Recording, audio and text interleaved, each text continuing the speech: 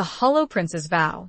Lysara Dorn had always felt like something was missing, an empty space inside her she could never explain.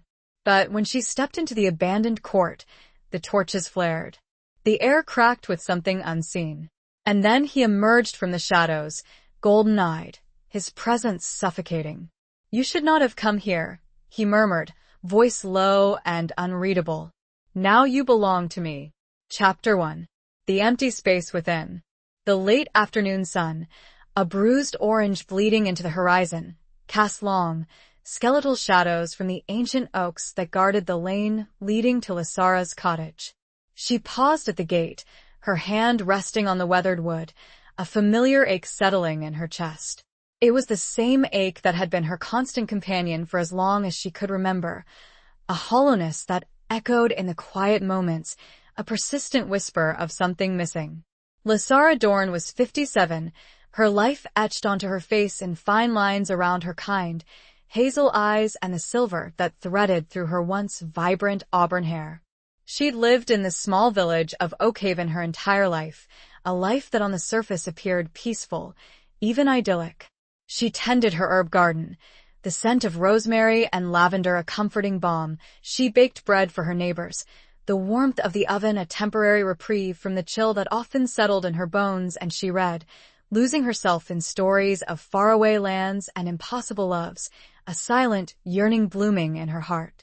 But beneath the surface of her quiet existence, the emptiness remained. Her husband, Thomas, a good man with calloused hands and a gentle smile, had passed away 5 years ago, leaving a void that was both profound and strangely incomplete. It wasn't just grief, though that was certainly a heavy cloak she still wore. It was something more, a feeling that a crucial piece of her own self was lost, adrift somewhere beyond her reach. She pushed open the gate, the rusty hinges groaning a mournful protest, and walked up the cobblestone path, her worn leather boots crunching on fallen leaves. The cottage, with its thatched roof and walls draped in ivy, exuded a cozy charm, but even its welcoming embrace couldn't fully dispel the feeling of unease that had settled over her today. It had started with a dream, a recurring vision that had haunted her sleep for the past few weeks. A vast, ruined courtyard, bathed in an ethereal, silver light. Torches flickering with an unnatural brilliance. And a figure, shrouded in shadows, his presence radiating a power that was both terrifying and strangely alluring. She shook her head, dismissing it as the product of an overactive imagination fueled by too many late-night novels. Yet, the dream felt different, realer, than any she'd experienced before. It resonated with that deep, internal emptiness, tugging at the edges of her awareness, beckoning her towards something unknown. Inside the cottage, the air was thick with the scent of wood smoke and cinnamon. She lit a few candles, the flickering flames chasing away the encroaching darkness, and set about preparing a simple supper. As she chopped vegetables, her mind drifted back to the local library, where she'd spent the afternoon researching local history. She'd felt an inexplicable urge to learn more about the old Blackwood estate, a vast, abandoned property that bordered Oakhaven. The Blackwood family had vanished centuries ago, leaving behind only ruins and whispers of dark legends. Local lore spoke of a powerful, ancient family bound to the land by ties that went deeper than blood. Some said they were blessed, others cursed. But everyone agreed that their sudden disappearance was shrouded in mystery. Lysara had stumbled upon an old, leather-bound journal, its pages filled with faded ink and cryptic symbols. She couldn't decipher most of it, but one passage had caught her eye. The Hollow Prince waits, his heart a cage of shadows, until the one who carries the light returns to break the chains. The words had sent a shiver down her spine, resonating with the imagery of her dream. She dismissed it as fanciful folklore, yet the feeling of unease persisted, a subtle hum of anticipation vibrating beneath her skin. As she ate her supper, the wind began to howl outside, rattling the windows and whistling through the gaps in the old wooden frames.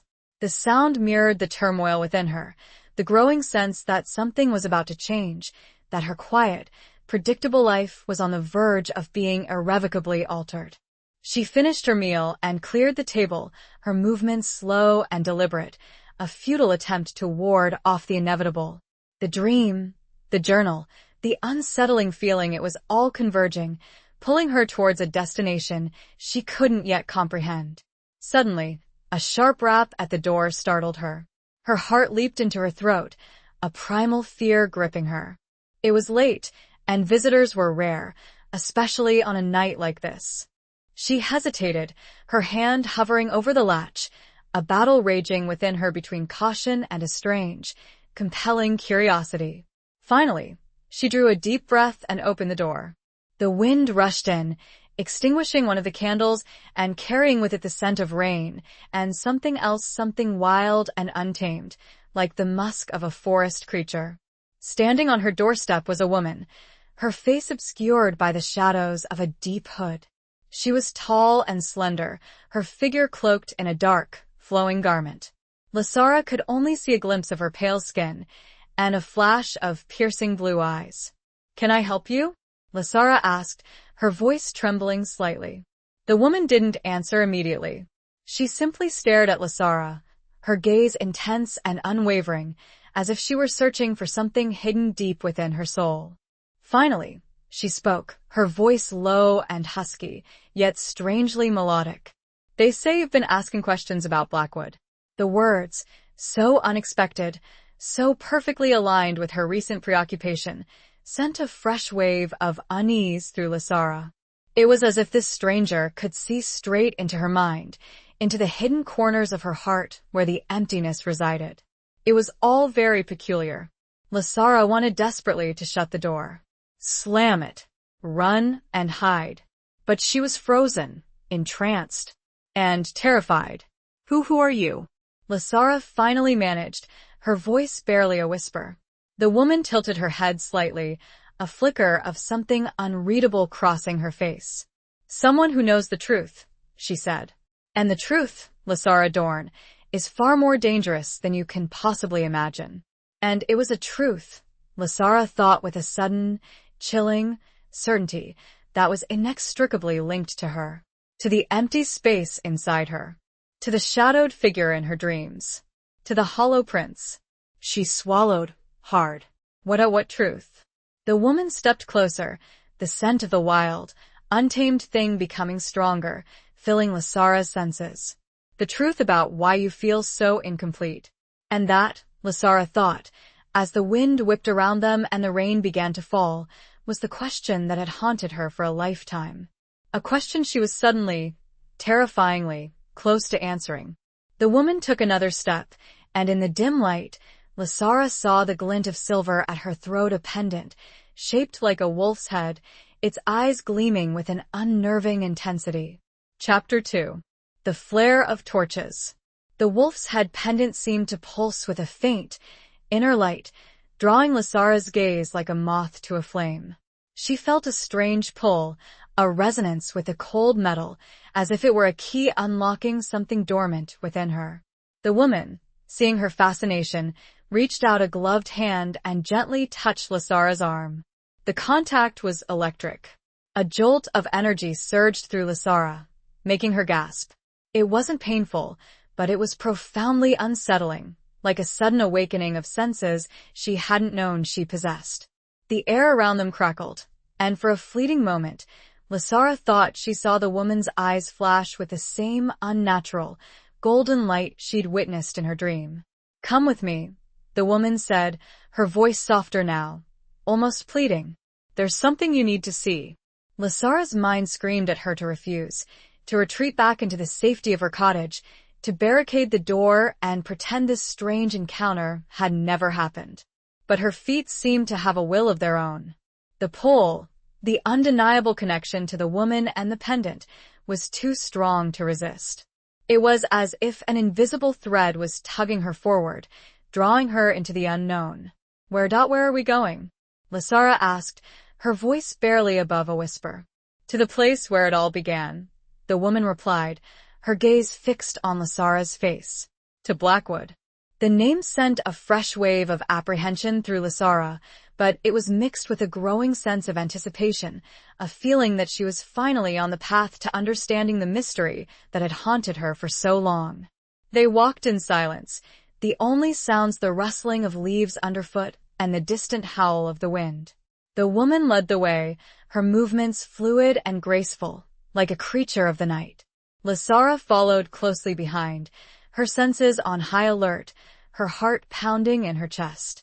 The rain had stopped, and the clouds had parted, revealing a full moon that cast an eerie, silver glow over the landscape.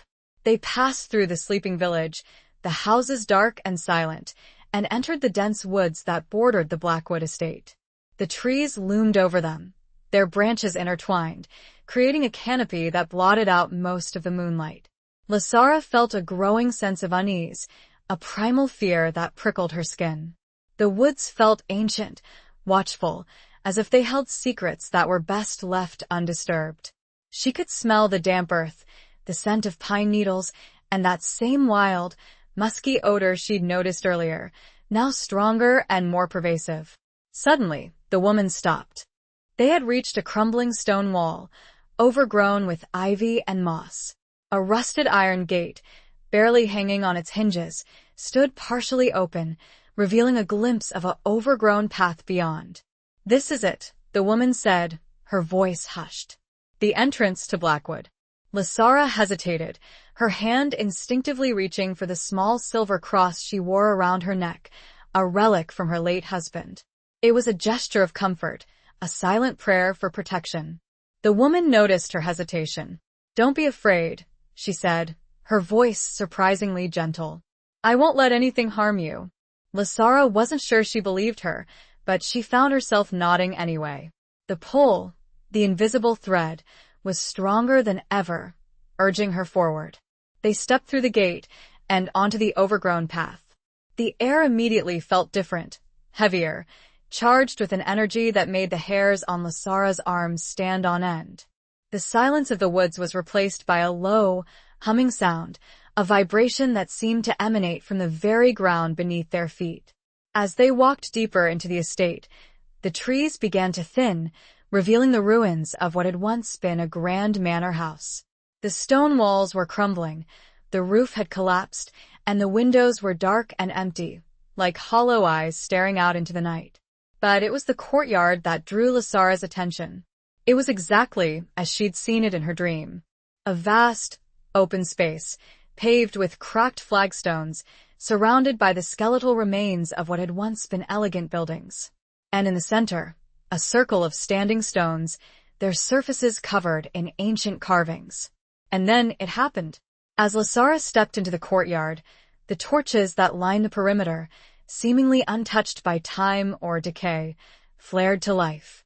The sudden burst of light was blinding, illuminating the ruins with an unnatural, golden glow. The air cracked with energy, a palpable force that pressed against Lasara's skin, making it difficult to breathe. She gasped, stumbling backward, her hand flying to her mouth. The woman caught her arm, steadying her. "It's all right," she said, her voice calm despite the extraordinary events unfolding around them. "It's just the magic awakening." Magic. The word hung in the air, both terrifying and exhilarating. Lasara had always dismissed such things as fantasy, the stuff of fairy tales and legends. But now, standing in this ruined courtyard, bathed in the unearthly glow of the torches, she could no longer deny the reality of it. The humming sound intensified, the vibration growing stronger, as if the very earth were alive and breathing. Lasara felt a strange connection to the place, a sense of familiarity, as if she'd been here before, in another lifetime. And then he emerged from the shadows. He stepped out from the ruined archway of what had once been the main entrance to the manor house, his figure tall and imposing, silhouetted against the flickering torchlight. Lasara couldn't see his face clearly, but she could feel his presence, a powerful, magnetic force that drew her in, even as it filled her with a sense of dread. He was dressed in clothes that seemed centuries out of date, and his movements were fluid and regal. He stopped a few feet away from them, his gaze fixed on Lasara. And then she saw his eyes. They were the same golden eyes she'd seen in her dream, glowing with an unnatural light, filled with a mixture of sadness, longing, and something else, something that made her heart ache with a sudden, inexplicable pain. The humming sound reached a crescendo, then abruptly ceased. The courtyard fell silent, the only sound the crackling of the torches. He spoke, his voice low and unreadable, a deep rumble that seemed to resonate in the very stones beneath their feet. "You should not have come here," he murmured. "Now you belong to me." The words were a caress and a threat, all at once. Chapter 3. An unreadable voice. The words, "Now you belong to me," echoed in the sudden silence of the courtyard, hanging heavy in the air like the scent of impending rain. Lasara felt a shiver crawl down her spine, a primal fear gripping her heart. It wasn't just the words themselves, but the way he said them, the possessive tone, the weight of centuries embedded in that low, unreadable voice. It spoke of power, of ownership, of a claim that transcended time and reason. She looked at the woman beside her, seeking reassurance, an explanation, anything to break the spell of his words. But the woman's face was unreadable, her blue eyes fixed on the man with a mixture of awe and fear. Lasara couldn't be sure. The man, the prince, she supposed, given the context and his regal bearing, hadn't moved. He remained standing a few feet away, his golden eyes burning into her, making her feel exposed, vulnerable, like a small creature caught in the gaze of a predator. She could see him more clearly now, the torchlight illuminating his features. He was strikingly handsome, despite the air of melancholy that clung to him like a shroud. His face was strong, with high cheekbones and a firm jawline, framed by long, dark hair that fell to his shoulders. He wore clothes that seemed to belong to another era, a dark, richly embroidered tunic and trousers, and a heavy cloak that swirled around him as he shifted slightly. But it was his eyes that held her captive. They were the color of molten gold, glowing with an inner light that seemed both ancient and intensely alive. They held a depth of sorrow that resonated with the emptiness within her, a shared pain that transcended words. Who are you?" Lasara finally managed to ask, her voice trembling despite her efforts to control it. He tilted his head slightly, a flicker of something that might have been amusement crossing his face. "You do not know?" he asked, his voice a low rumble that seemed to vibrate in the very air around them. "You truly do not know?" Lasara shook her head, feeling a growing sense of disorientation. She didn't know. She didn't understand any of this, the magic, the torches, this strange man who claimed she belonged to him. It was all too much, too fast, a whirlwind of impossible events that threatened to overwhelm her. The woman beside her finally spoke, her voice soft but firm. "His name is Alaric, Lasara. Alaric Blackwood. And he is the Hollow Prince."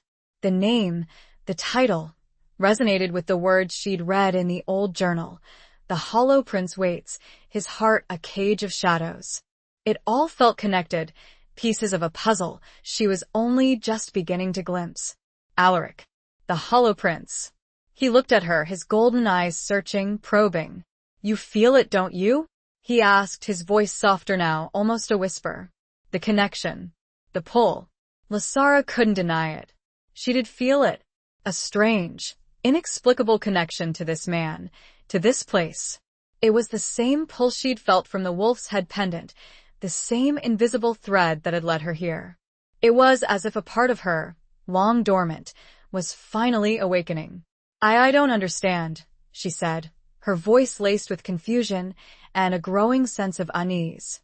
Alaric took a step closer, his movements fluid and graceful, like a predator stalking its prey. Lasara instinctively recoiled, but she found herself unable to move, her feet rooted to the spot. "You will," he said, his voice a low murmur that seemed to caress her skin. "In time you will understand everything." He reached out a hand towards her, his long, slender fingers outstretched. Lasara flinched, expecting him to touch her, to claim her as he'd said. But he stopped just short of making contact, his hand hovering in the air between them. "You are afraid," he observed, his voice laced with a hint of sadness. "But there is no need." I will not harm you. Lasara wasn't sure she believed him. His words were reassuring, but his eyes held a darkness, a shadow that belied his gentle tone. She sensed a power within him, a force that could crush her with a mere thought. Why did you say I belong to you? She asked, her voice still trembling. Alaric's expression shifted, a flicker of pain crossing his face. Because it is the truth, he said, his voice heavy with a weariness that seemed to span centuries. It is our fate. Our curse. Curse. The word sent a chill down Lasara's spine. She remembered the legends, the whispers of dark magic and a family bound to the land by ties that went deeper than blood. The woman beside her spoke again, her voice urgent. We need to go, Alaric. It's not safe here. Alaric turned his gaze to the woman, his golden eyes narrowing slightly. Safe? He asked, a hint of bitterness in his voice. There is no safety, Alara. Not for us. Not anymore. Alara. So that was the woman's name. Lasara watched them, feeling like an outsider, a witness to a drama that had been playing out for centuries. But the hunters, Alara began, her voice trailing off. Hunters? Lasara's mind reeled. What hunters? What was going on? Alaric sighed, running a hand through his long, dark hair. Let them come, he said, his voice resigned. I am tired of running. Tired of hiding. He turned back to Lasara, his golden eyes locking with hers. But you, he said, his voice softer now, almost tender. You are different. You are the key. The key. To what? Lasara's mind was a whirlwind of questions, of fears, of a growing sense of wonder. She felt lost, adrift in a sea of unknown possibilities. Suddenly, a distant sound broke the silence of the courtyard. A horn, echoing through the woods, a mournful call that sent a shiver of dread down Lasara's spine. Alara's eyes widened in alarm. They're here, she said, her voice urgent. We have to go. Now. Alaric didn't move. He remained standing there, his gaze fixed on Lasara, his golden eyes burning with an intensity that made her heart pound. The horn blew again, closer this time. He held out his hand again. Not demanding. Inviting. Come with me, he said. And despite every instinct screaming at her to run, to escape, Lasara found herself reaching out, her fingers trembling, to meet his. The unknown stretched before her, terrifying and exhilarating all at once. Chapter 4. Belonging to Shadows. The moment Lasara's fingertips brushed Alaric's, a jolt of energy surged through her, far stronger than the one she'd experienced earlier. It was like being struck by lightning, a raw, untamed power that coursed through her veins, leaving her breathless and trembling. Her vision blurred, the torchlight swirling around her in a dizzying vortex of gold and shadow. She gasped, trying to pull her hand away, but Alaric's grip tightened, holding her fast. His touch, though firm, was surprisingly gentle, his skin warm against hers. She looked up at him, her eyes wide with a mixture of fear and something else. Something she couldn't quite define, a strange sense of recognition, of belonging. Easy, Alaric murmured, his voice low and soothing, a stark contrast to the raw power that emanated from him. It will pass. He was right. Gradually, the intensity of the sensation subsided, leaving behind a lingering warmth, a tingling awareness that spread through her entire body. She felt different, changed, as if a part of her that had been asleep for a lifetime had finally awakened. Alara was watching them, her expression a mixture of concern and hope. Lasara couldn't be sure. The horn blew again, closer now, the sound urgent and demanding. We have to go, Alaric. Alara repeated, her voice laced with desperation. They're almost here. Alaric didn't seem to hear her. He was focused entirely on Lasara, his golden eyes searching her face, as if he were trying to decipher a hidden message written there. You feel it now, don't you? He asked, his voice a low murmur. The bond. The connection that ties us together. Lasara nodded, unable to speak. She did feel it. A powerful, undeniable connection to this man, to this place. It was as if their souls were intertwined, bound together by a force that transcended time and space. It was terrifying, exhilarating, and profoundly unsettling, all at once. What is happening to me? She finally managed to ask, her voice barely a whisper. Alaric's expression softened, a flicker of tenderness crossing his face. You are awakening, he said, to who you truly are, to what you were always meant to be. His words were cryptic, yet they resonated with a deep truth within her. She'd always felt like something was missing, a void within her that she couldn't explain. Now, standing here with this man, with this strange, powerful magic coursing through her, she felt whole. For the first time in her life, she felt complete. But the sense of wholeness was intertwined with a growing sense of dread.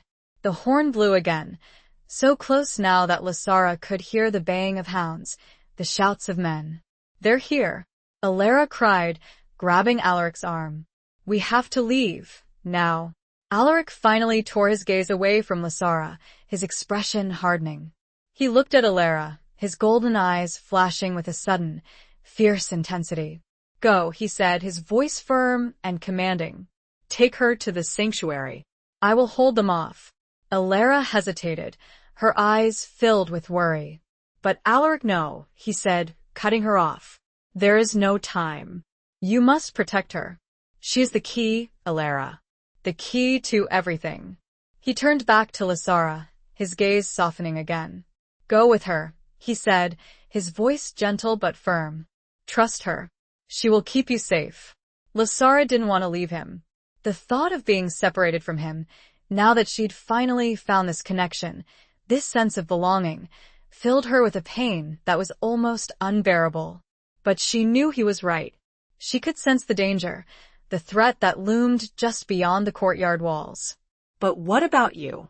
She asked, her voice choked with emotion. Alaric smiled, a sad, wistful smile that made her heart ache. I will be fine, he said. I am used to fighting shadows. He reached out and gently cupped her face in his hand, his touch sending a wave of warmth through her. Go now, he said, his voice a low whisper. And remember you belong to me. Not just by curse, but by choice. Because of who we are, together. Always. Before Lasara could respond, Alara grabbed her arm and pulled her away, urging her towards a narrow passage that led away from the courtyard. Lasara looked back, her eyes locking with Alaric's one last time. He stood there, silhouetted against the flickering torchlight, a figure of defiance and sorrow, a warrior facing his destiny. A profound sense of ownership, a new feeling, washed over her as well, confusing her thoughts. As they ran, Lasara could hear the sounds of the approaching hunters, the shouts and the baying of hounds growing louder with every step. She stumbled, her legs heavy with exhaustion and fear, but Alara kept her moving, her grip firm and unwavering. They ran through the dark, overgrown ruins, the shadows seeming to reach out and grab at them. Lasara could feel the magic of the place all around her, a palpable force that both terrified and exhilarated her. She had to keep moving. The future depended on it, a future she did not yet understand. They reached a hidden door, concealed behind a thick curtain of ivy. Alara pushed it open, revealing a narrow, winding staircase that led down into darkness. Where are we going? Lasara asked, her breath coming in ragged gasps. To safety, Alara replied, her voice grim. To a place where they can't find you. They descended the stairs, the darkness closing in around them. Lasara could hear the sounds of the hunters above, their shouts echoing through the ruins. She shivered, her body trembling with fear. But as she descended deeper into the darkness, she also felt a growing sense of determination. She wouldn't let them take her. She wouldn't let them destroy the connection she'd found with Alaric, the sense of belonging that had finally filled the empty space within her. She would fight. She would survive. She would find her way back to him, no matter the cost. The staircase ended in a small, stone chamber, lit by a single flickering candle. Alara closed the door behind them, bolting it securely. We'll be safe here for a while, she said, her voice strained. But we can't stay long. They'll be searching every inch of the estate. Lysara looked around the chamber, her eyes adjusting to the dim light. It was a simple room, with bare stone walls and a dirt floor. There was a small cot in one corner and a table with a few chairs. It was hardly luxurious, but it was a refuge, a place to catch her breath and gather her strength. Who are those hunters? Lysara finally asked, her voice still trembling. And why are they after us? Alara sighed, leaning against the wall, her face etched with weariness. They are the Order of the Silver Dawn, she said. An ancient organization dedicated to hunting and destroying creatures like us. She met Lysara's gaze, a flash of fear in her blue eyes. Werewolves. The word hung in the air between them. The last, dying echoes of the hunter's horn faded into silence. Chapter 5. The Court of Whispers. Werewolves. The word echoed in Lysara's mind, a chilling whisper that sent shivers down her spine. She stared at Alara, her eyes wide with disbelief and a growing sense of horror. It was impossible. A myth. A story to frighten children. Wasn't it? Werewolves? She repeated, her voice barely a whisper. You're saying Alaric UI? Alara nodded, her expression grim. It's the truth, Lysara. The Blackwood family has carried the curse, the gift, for centuries. It's in their blood. And now it's in yours. Lysara shook her head, trying to deny the reality of it, but she couldn't. The magic she'd felt, the connection to Alaric, the strange awakening within her, it all made sense now, in a terrifying, impossible way. The heightened senses, even the slight, pervasive scent of musk that she now identified as wolf, clung faintly even to her now. But how? She asked, her voice trembling. How is that possible? Alara explained, her voice low and urgent, the story unfolding like a dark tapestry woven with threads of magic, betrayal, and ancient curses. She spoke of a powerful ancestor, a sorceress who had made a pact with a primal wolf spirit, seeking to protect her family and their lands. The pact had granted them immense power, the ability to shift between human and wolf form, but it had come at a price. A curse that bound them to the land, to the cycles of the moon, to a constant struggle against those who sought to destroy them. The Order of the Silver Dawn, Alara explained, was an ancient organization, their sworn enemies, dedicated to eradicating werewolves from the world. They were relentless, driven by a fanatical belief that werewolves were abominations, creatures of darkness that needed to be purged. And Alaric, he's the last of his line? Lysara asked, her heart aching for the man she'd just met, the man who claimed she belonged to him. Alara nodded. The last direct descendant. The Order has hunted the Blackwoods for generations, driving them to the brink of extinction. Alaric has lived his entire life in hiding, constantly on the run, fighting to survive. The image of Alaric, standing alone in the torchlit courtyard, facing the approaching hunters, flashed in Lysara's mind. She understood now the sadness in his eyes, the weight of centuries that he carried. He was a warrior, a survivor, a king without a kingdom. But what about me? Lysara asked, her voice filled with confusion. Why me? Why now? Alara reached out and took Lysara's hand, her touch surprisingly gentle. Because you are connected to him, Lysara. You always have been. The journal you found, it spoke of a prophecy. A prophecy that foretold the return of a woman who carried the light, a woman who could break the chains of the curse. Lysara remembered the words. The Hollow Prince waits, his heart a cage of shadows, until the one who carries the light returns to break the chains. It seemed impossible, fantastical, yet she couldn't deny the feeling, the deep, internal knowing that it was true. But I'm just, Lysara stammered, unable to find the words to describe herself. She was just Lysara Dorn, a widow from a small village, a woman who had lived a quiet, ordinary life. She wasn't a heroine, a savior, a woman of power.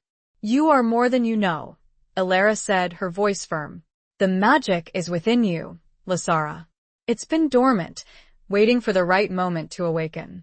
Alaric, he triggered it. He awakened the wolf within you. The wolf within. The thought sent a shiver of both fear and excitement through Lasara. She could feel it now, a subtle shift within her, a heightened awareness, a primal instinct that she hadn't known she possessed. What happens now? She asked, her voice barely a whisper. Alara's expression was grim. We have to stay hidden, she said. The Order will be searching for you, for both of you. They know about the prophecy. They know that you are a threat to them. They spent the next few hours in the hidden chamber, talking, planning, trying to make sense of the impossible situation they found themselves in. Alara told Lasara more about the werewolf world, about their powers, their weaknesses, their ancient traditions. She explained that the full moon was the time of their greatest power, but also their greatest vulnerability. Lasara listened, her mind reeling, trying to absorb the information, to reconcile it with the life she'd known. It was like stepping into another world, a world of magic and danger, a world where the impossible was real. As the hours passed, Lasara found herself thinking about Alaric, wondering if he was safe, if he'd managed to escape the hunters. The connection she felt to him was still strong, a palpable presence that warmed her, comforted her, even in this dark, hidden chamber. She realized, with a growing sense of certainty, that she couldn't stay hidden forever. She couldn't run and hide while Alaric fought alone. She had a role to play in this, a destiny to fulfill. She was the key, the woman who carried the light. And she would find a way to break the chains of the curse, to help Alaric, to save them both. Finally, as dawn approached, Alara decided it was time to move.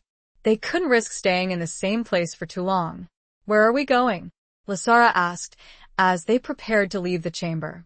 Alara smiled, a flicker of hope in her eyes. To a place where we can gather our strength, she said. To a place where others like us can help us. To the Court of Whispers. The name sent a shiver of anticipation through Lasara. It sounded mysterious, dangerous, and exciting. It was a place where she might find answers, where she might learn to control the wolf within, where she might find a way to fight back. They emerged from the hidden chamber, stepping back into the ruins of Blackwood. The sky was beginning to lighten, the first rays of dawn painting the eastern horizon with streaks of pink and gold. As they walked, Lasara looked back at the ruined manor house, at the courtyard where she'd first met Alaric, where her life had changed forever. She felt a pang of sadness, a longing for the man she'd left behind.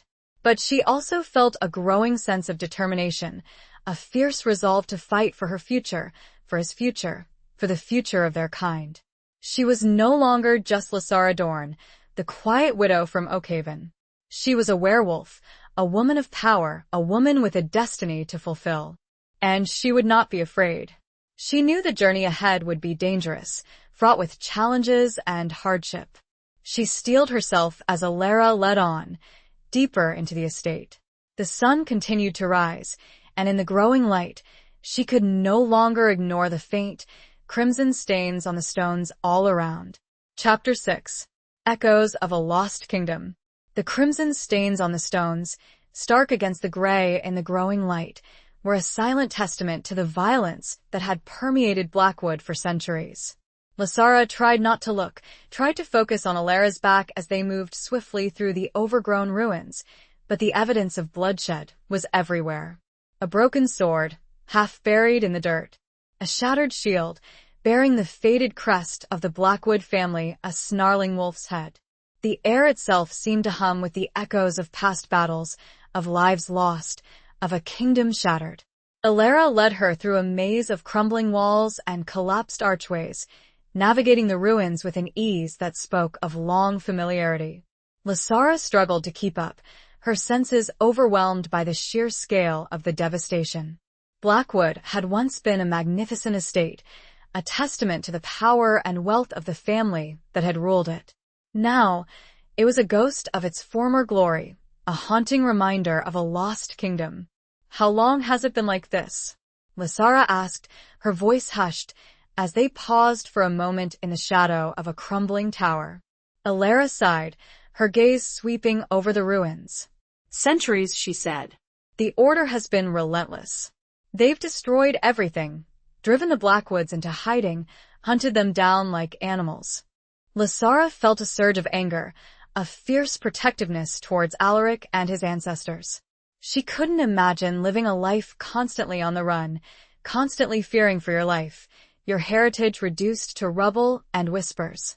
But there must be others, she said. Other werewolves. Surely they haven't all been destroyed. Alara nodded. There are others, she confirmed. Scattered, hidden, living in secret. The Court of Whispers is one of their gathering places, a sanctuary where they can find refuge and support. The thought of meeting others like her, of finding a community, a sense of belonging, filled Lysara with a flicker of hope. She'd always felt like an outsider, even in her own village. Now, she was discovering a whole new world, a hidden society of people who shared her blood, her curse, her destiny. They continued their journey, moving deeper into the estate, away from the manor house and towards the dense woods that bordered the property. The trees loomed over them, their branches intertwined, creating a canopy that filtered the sunlight, casting the forest floor in a perpetual twilight. Lysara could feel the magic of the place, a palpable energy that hummed beneath her skin. She could hear the rustling of leaves, the chirping of birds, the distant howl of a wolf, a sound that sent a shiver of both fear and excitement through her. We're almost there, Alara said, her voice low and urgent. But we have to be careful. The Order has spies everywhere. They moved silently through the woods, Alara leading the way, her senses on high alert. Lysara followed closely behind, her heart pounding in her chest, her eyes scanning the shadows, searching for any sign of danger. Suddenly, Alara stopped, her hand raised in a warning gesture. Lysara froze, her breath catching in her throat. She could hear it too, a faint rustling sound coming from the trees ahead. Alara motioned for her to stay hidden, then moved forward, her movements fluid and graceful, like a predator stalking its prey. Lysara watched, her heart pounding, as Alara disappeared into the shadows. The silence stretched, taut and expectant. Lysara held her breath, her senses straining, listening for any sound. She could feel the wolf within her stirring, a primal instinct urging her to fight, to protect. Then, she heard a shout, followed by the clash of steel. Lysara's heart leaped into her throat. She knew, without a doubt, that Alara had encountered the enemy. She hesitated for a moment, torn between her fear and her desire to help. She was still new to this world, still unsure of her powers, but she couldn't just stand here and do nothing. Taking a deep breath, she stepped out from her hiding place and moved towards the sound of the fighting. She emerged into a small clearing where Alara was locked in a fierce battle with two men, dressed in the dark uniforms of the Order of the Silver Dawn. They were armed with swords and daggers, their movements swift and deadly. Alara fought with a ferocity that Lysara hadn't seen before, her body a blur of motion, her claws extended, tearing at her attackers. But she was outnumbered, and Lysara could see that she was tiring. Without thinking, Lysara rushed forward, her hands instinctively reaching out, channeling the magic that she'd felt awakening within her. A surge of energy coursed through her veins, and she felt a strange, exhilarating power building within her. She didn't know what she was doing, but she trusted her instincts, letting the magic guide her. She focused her will on one of the attackers, and a wave of force erupted from her hands, throwing him backward into a tree. He crumpled to the ground, unconscious. The other attacker turned towards her, his eyes filled with surprise and anger. He raised his sword, ready to strike, but Alara seized the opportunity, leaping forward and disarming him with a swift kick. She pinned him to the ground, her claws at his throat. "Don't move," she growled, her voice filled with a primal fury. Lysara stood there, trembling, her body still humming with the aftereffects of the magic. She'd done it. She'd used her powers, defended herself, protected Alara. A sense of exhilaration washed over her, mixed with a profound sense of relief. She hadn't even shifted. Alara looked at her, her eyes filled with a mixture of surprise and respect. "You did well, Lysara," she said. "You have the power. You just need to learn to control it." They tied up the two unconscious men, leaving them hidden in the undergrowth. They knew they couldn't stay here long. The Order would be alerted, and more hunters would be on their way. They continued their journey, moving deeper into the woods, towards the Court of Whispers. As they walked, Lysara felt a growing sense of confidence, a belief in her own abilities. She was still afraid, but she was no longer helpless. She was a werewolf, a woman of power, and she would fight for her survival, for her future. The sun was beginning to set, casting long shadows through the trees. They reached a hidden path, overgrown with vegetation, barely visible to the untrained eye. "This is it," Alara said, her voice hushed. "The way to the court." They followed the path, which wound its way through the dense undergrowth, leading them deeper and deeper into the heart of the forest. Lysara could feel the magic growing stronger, a palpable energy that vibrated in the air, making the hairs on her arms stand on end. Finally, they emerged into a clearing, bathed in the soft glow of twilight. In the center of the clearing stood a large, ancient oak tree, its branches reaching up to the sky like gnarled fingers. And nestled beneath the tree, hidden from view, was a small, stone building, its walls covered in ivy and moss. This was the Court of Whispers. As they approached, Lysara could hear voices, murmurs of conversation, the sounds of life. The door to the building opened, and a figure stepped out, silhouetted against the warm light spilling from within. A woman, tall, silver-haired, strong. She looked familiar, and Lysara's breath caught in her throat, because even as her brain screamed impossible, she knew. It couldn't be. But it was. Chapter 7. The Prince's Curse. The woman who stepped out of the Court of Whispers was the spitting image of Lysara, only decades older, her silver hair a stark contrast to Lysara's own, though hers was quickly graying. Her face, though lined with age, held the same kind, hazel eyes, the same gentle curve of the mouth. It was like looking into a mirror, a reflection of herself from a future she hadn't yet lived. Lysara stared, speechless, her mind reeling. Alara, beside her, seemed unsurprised, a faint smile playing on her lips. "Lysara," Alara said, her voice soft, "meet Moira. Your grandmother." Grandmother. The word hung in the air, heavy with unspoken history, with secrets and revelations that threatened to shatter Lysara's understanding of her own past. She'd always believed her grandmother, her father's mother, had died before she was born. A small, faded photograph was all she'd ever had, a woman with kind eyes and a gentle smile, a woman who looked remarkably like the person standing before her now. "But I don't understand," Lysara stammered, her voice trembling. "I thought." Moira stepped forward, her gaze fixed on Lysara, her eyes filled with a mixture of sadness and love. It was a look that Lysara had longed for her entire life, the unconditional love of a family she'd never known. "It's a long story, child," Moira said, her voice warm and melodic, a voice that resonated with the same deep, inner strength that Lysara had sensed in Alaric. "A story that spans generations. A story of love, loss, and a curse that has haunted our family for centuries." She gestured for them to enter the Court of Whispers, and Lysara followed, her mind a whirlwind of confusion and a growing sense of anticipation. The interior of the building was warm and inviting, a stark contrast to the cold, damp ruins of Blackwood. A fire crackled in a large hearth, casting a flickering glow over the room.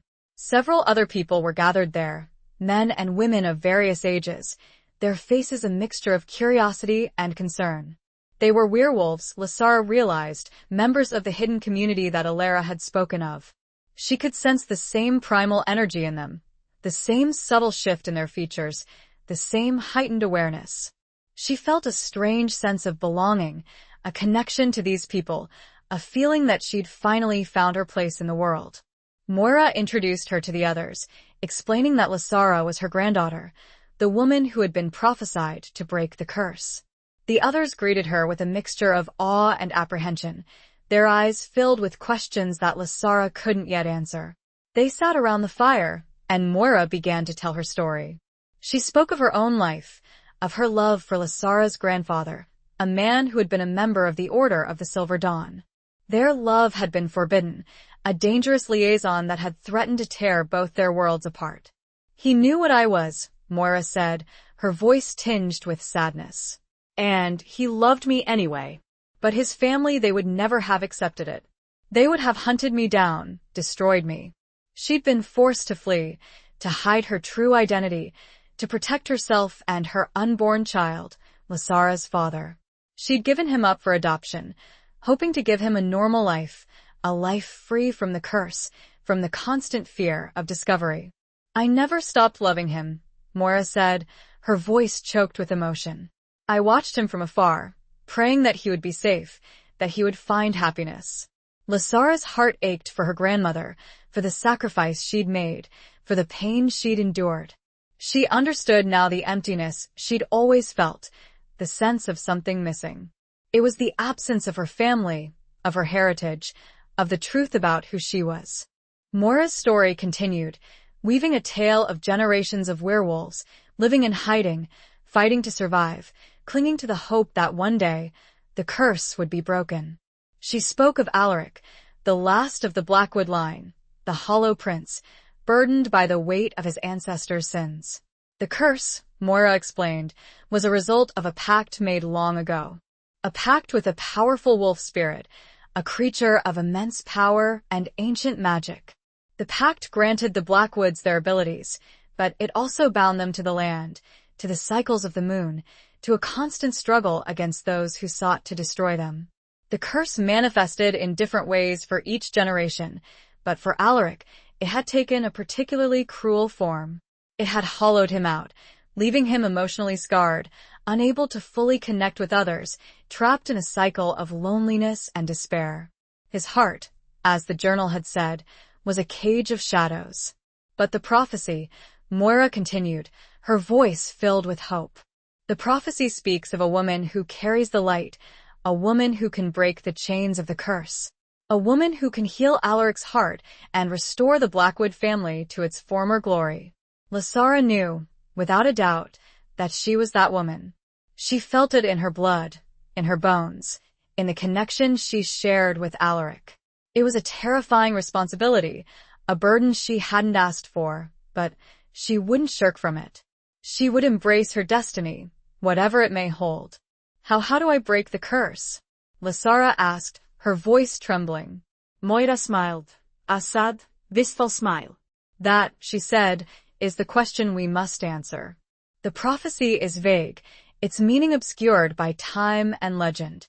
But we believe it has something to do with the original pact, with the wolf spirit that granted the Blackwoods their power."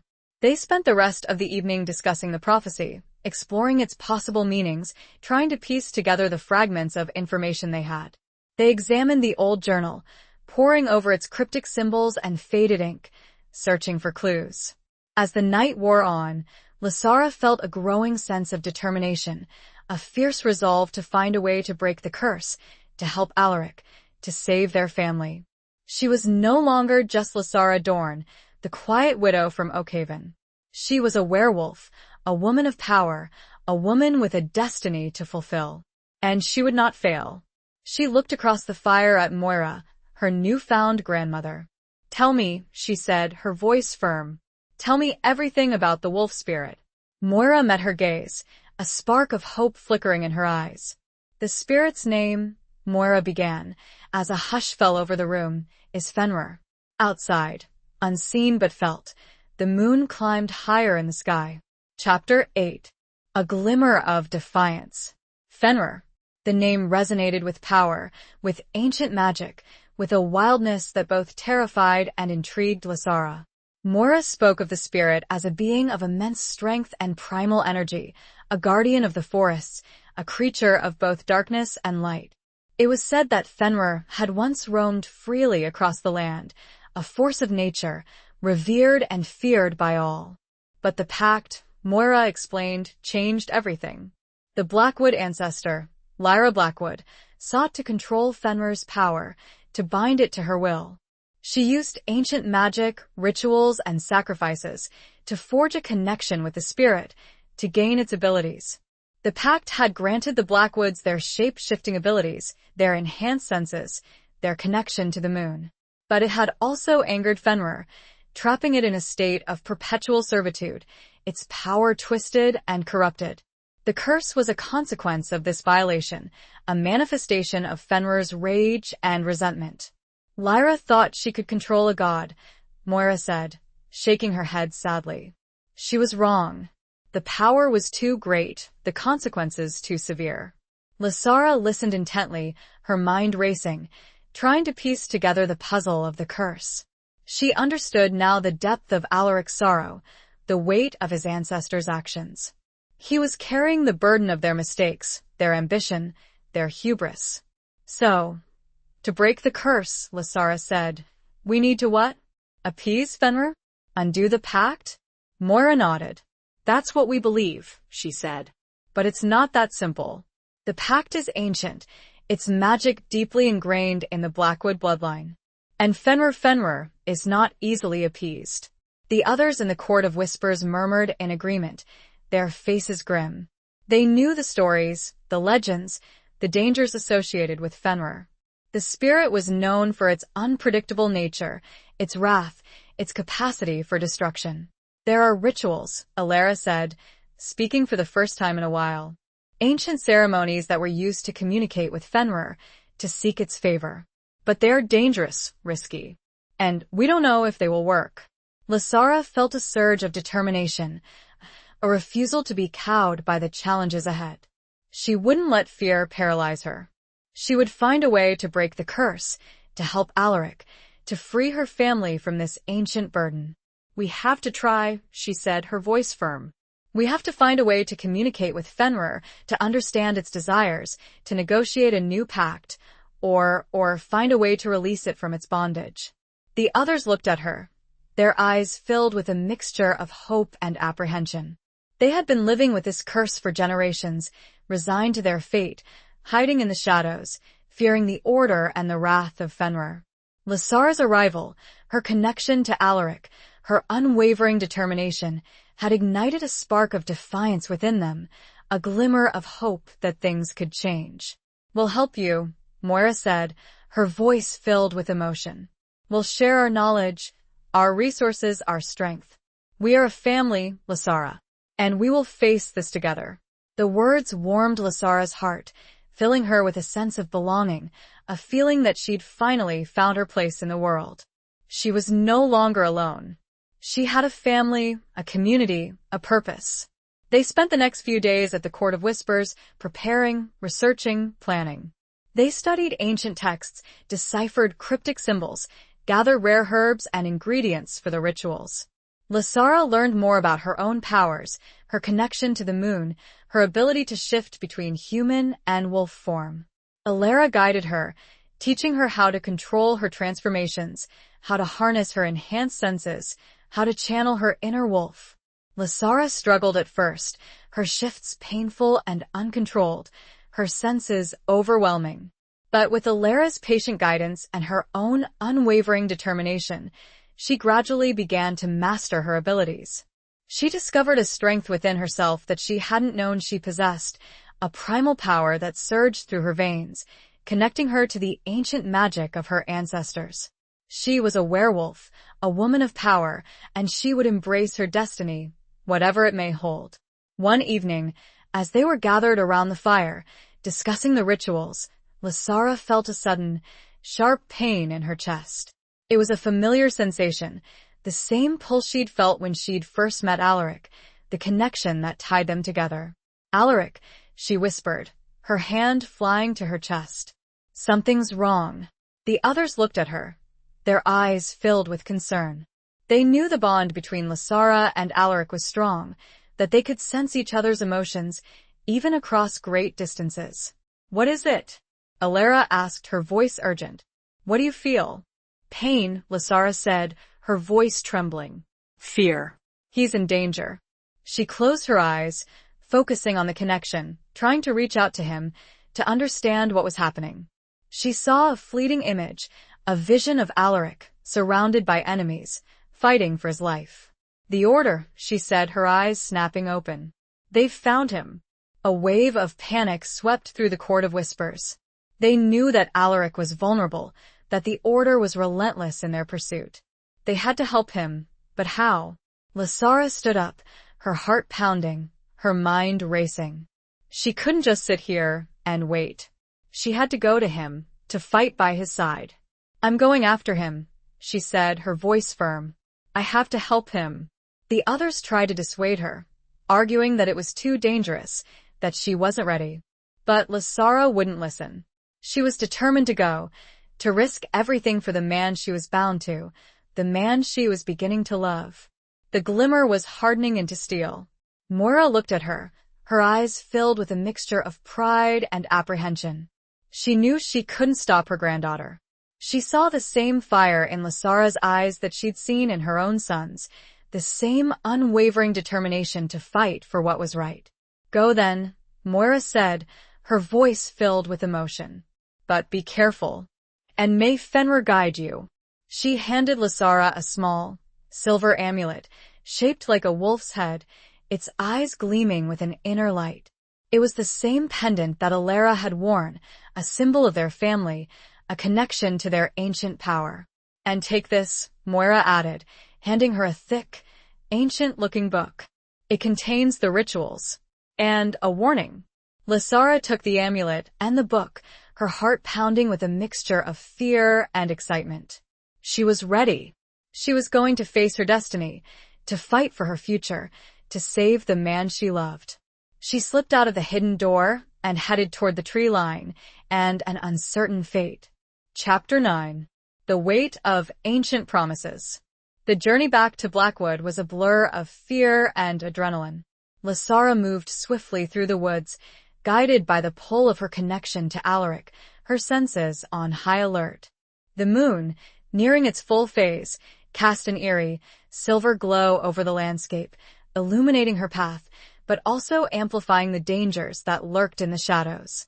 She could feel Alaric's pain, his fear, his desperation, growing stronger with every step.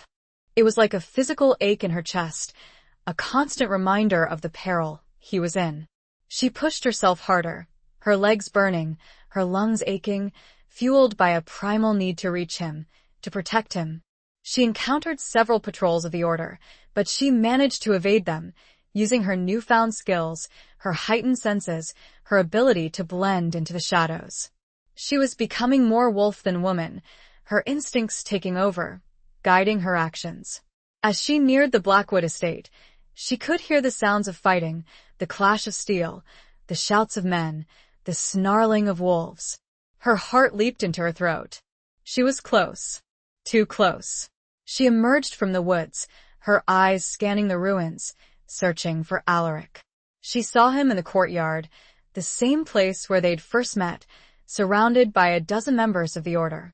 He was fighting with a ferocity that Lysara hadn't seen before, his body a blur of motion, his claws and teeth tearing at his attackers.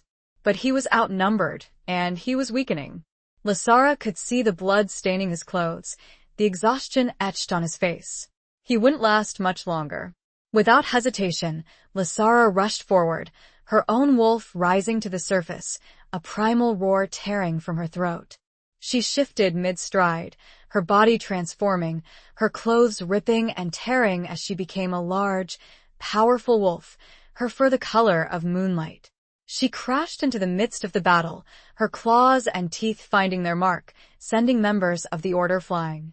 The sudden arrival of a second werewolf, especially one as large and fierce as Lysara, threw the hunters into disarray. They were used to fighting Alaric, to anticipating his moves, but they were unprepared for this new threat.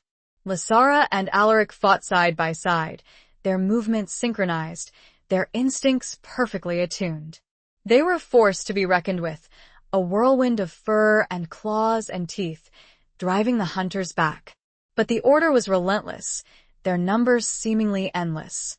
More and more hunters poured into the courtyard, their weapons glinting in the moonlight. Lysara and Alaric were tiring, their wounds bleeding, their strength waning. Lysara knew they couldn't win this fight. They were outnumbered, outmatched. They needed to escape, to regroup, to find another way. She caught Alaric's eye, communicating her intentions through a silent exchange, a shared understanding that transcended words. They would fight their way to the hidden passage, the same one that Alara had used to lead Lasara to safety. They retreated, step by step, fighting off the relentless attacks of the Order. They reached the passage, and Lasara, still in wolf form, nudged the hidden door open with her snout. Alaric, his human form flickering in and out, covered their retreat, holding off the hunters long enough for Lasara to slip through the opening. He followed her, collapsing onto the cold stone floor, his body trembling with exhaustion and pain. Lasara shifted back to human form, her clothes ripped and torn, her body covered in scratches and bruises. She knelt beside Alaric, her heart aching at the sight of his injuries. He was bleeding heavily, his breathing ragged, his eyes filled with pain. She tore strips of fabric from her remaining clothes, using them to bandage his wounds, trying to stem the flow of blood. She spoke to him in soothing tones, her voice trembling, her hand shaking. "You're going to be all right," she said, trying to convince herself as much as him. "We're safe now. We'll get you help." Alaric looked at her, his golden eyes filled with a mixture of gratitude and something else. Something deeper, something that made her heart ache with a longing she couldn't quite define. "You saved me," he whispered, his voice weak. "You came back for me." Lasara nodded, tears streaming down her face. "I promised," she said. "I belong to you, remember? And you to me. By choice." He smiled, a weak, fleeting smile that made her heart clench. "The prophecy," he murmured. "You are the light." Lasara didn't feel like the light. She felt like a terrified, exhausted woman, covered in blood and dirt, her body aching, her heart breaking. But she knew she couldn't give up. She had to be strong, for him, for herself, for their future. She helped him to his feet, supporting his weight as they made their way down the winding staircase, back to the hidden chamber where she and Alara had sought refuge. It was a slow, painful journey, but they made it, collapsing onto the cot in the corner, their bodies intertwined, their breaths mingling. Lasara held Alaric close, her arms wrapped around him, trying to share her warmth, her strength. She could feel his heart beating against hers, a fragile rhythm that was a testament to his will to survive. They stayed there for hours, huddled together in the darkness, waiting for the dawn. Lasara tended to Alaric's wounds, using the knowledge she'd gained at the Court of Whispers, applying herbs and poultices to ease his pain and promote healing. As the first rays of sunlight filtered through the cracks in the walls, Lasara knew they couldn't stay here any longer. The Order would be searching for them, and this chamber, while hidden, was not impenetrable. She remembered the ancient book that Moira had given her, the one that contained the rituals and a warning. She reached for it, her fingers tracing the worn leather cover, feeling the weight of ancient promises, of a destiny she was only just beginning to understand. She opened the book, her eyes scanning the faded ink, the cryptic symbols. She found the section on Fenrir, the rituals used to communicate with the spirit, to seek its favor. And then she saw the warning. It was written in a different hand, a later addition to the text, scrawled in a frantic, urgent script. "Beware the power of Fenrir. It is a force of destruction, a wildness that cannot be controlled. To seek its aid is to risk everything. To bind it is to invite chaos." Lasara shivered, her heart pounding. She understood now the apprehension of the others at the Court of Whispers, their fear of Fenrir. The spirit was not a benevolent entity, a gentle guardian. It was a force of nature, a creature of immense power and unpredictable rage. But she had no choice. She had to try. She had to find a way to break the curse, to save Alaric, to free her family from this ancient burden. She looked at Alaric, his face pale and drawn, his breathing still shallow. She knew what she had to do. "I'm going to find Fenrir," she said, her voice firm, despite the tremor in her heart. "I'm going to break this curse." She leaned down and kissed him, a soft, tender kiss that conveyed all the love, all the hope, all the fear that she felt. It was a kiss of farewell and a promise of return. The sun touched his face. He didn't stir. Chapter 10. Scars of the Past. Leaving Alaric in the relative safety of the hidden chamber was one of the hardest things Lasara had ever done. Every fiber of her being screamed at her to stay, to protect him, to tend to his wounds. But she knew she couldn't. She had a mission, a destiny to fulfill, and time was running out. She retraced her steps, emerging from the ruins of Blackwood and into the dense woods that bordered the estate. She followed the instructions in the ancient book, seeking out the sacred grove, the place where the rituals to communicate with Fenrir were to be performed. The book described the grove as a place of power, a nexus point where the veil between the human world and the spirit realm was thin. It was said to be located deep within the heart of the forest, hidden from view, protected by ancient magic. Lasara walked for hours, her senses on high alert, guided by the subtle cues in the landscape, the whispers of the wind, the rustling of leaves. She could feel the magic growing stronger with every step, a palpable energy that vibrated in the air, making the hairs on her arms stand on end. She encountered several creatures of the forest, deer, rabbits, foxes, even a lone wolf, its eyes glowing with an unnatural intelligence. They seemed to sense her purpose, her connection to the ancient magic, and they did not flee. They watched her, curious, respectful, as if they were guardians of the sacred grove, guiding her on her path. Finally, as the sun began to set, casting long shadows through the trees, she found it. The grove was a clearing, bathed in an ethereal, silver light, even though the sun had already dipped below the horizon. In the center stood a circle of ancient standing stones, their surfaces covered in carvings, similar to the ones she'd seen in the Blackwood courtyard. The air was thick with magic, a palpable force that pressed against her skin, making it difficult to breathe. Lasara felt a sense of awe, of reverence, but also of fear. She knew she was treading on sacred ground, that she was about to attempt something dangerous, something that could have dire consequences. She took a deep breath, steeling her nerves, and stepped into the circle of stones. She opened the ancient book, her fingers tracing the faded ink, the cryptic symbols. She found the ritual she needed, the one that was said to summon Fenrir, to open a channel of communication with the spirit. The ritual was complex, requiring precise incantations, specific gestures, and the use of rare herbs and ingredients, which, thankfully, Moira had packed for her. Lasara had spent hours studying the text, memorizing the words, practicing the movements. She was as prepared as she could be, but she knew that there was no guarantee of success. She began the ritual, her voice chanting the ancient words, her body moving in the prescribed patterns, her hands scattering the herbs and ingredients onto the ground. The air around her shimmered, the magic intensifying, the standing stones seeming to glow with an inner light. She could feel Fenrir's presence, a powerful, primal force that lurked just beyond the veil, watching her, waiting. It was a terrifying sensation, a feeling of being utterly exposed, vulnerable, before a being of immense power. She continued the ritual, her voice growing stronger, her movements more confident. She poured her heart and soul into the ceremony, channeling her love for Alaric, her desire to break the curse, her hope for a better future. Suddenly, the air crackled with energy, and a vortex of wind erupted in the center of the circle. Lasara gasped, stumbling backward, her eyes wide with awe and fear.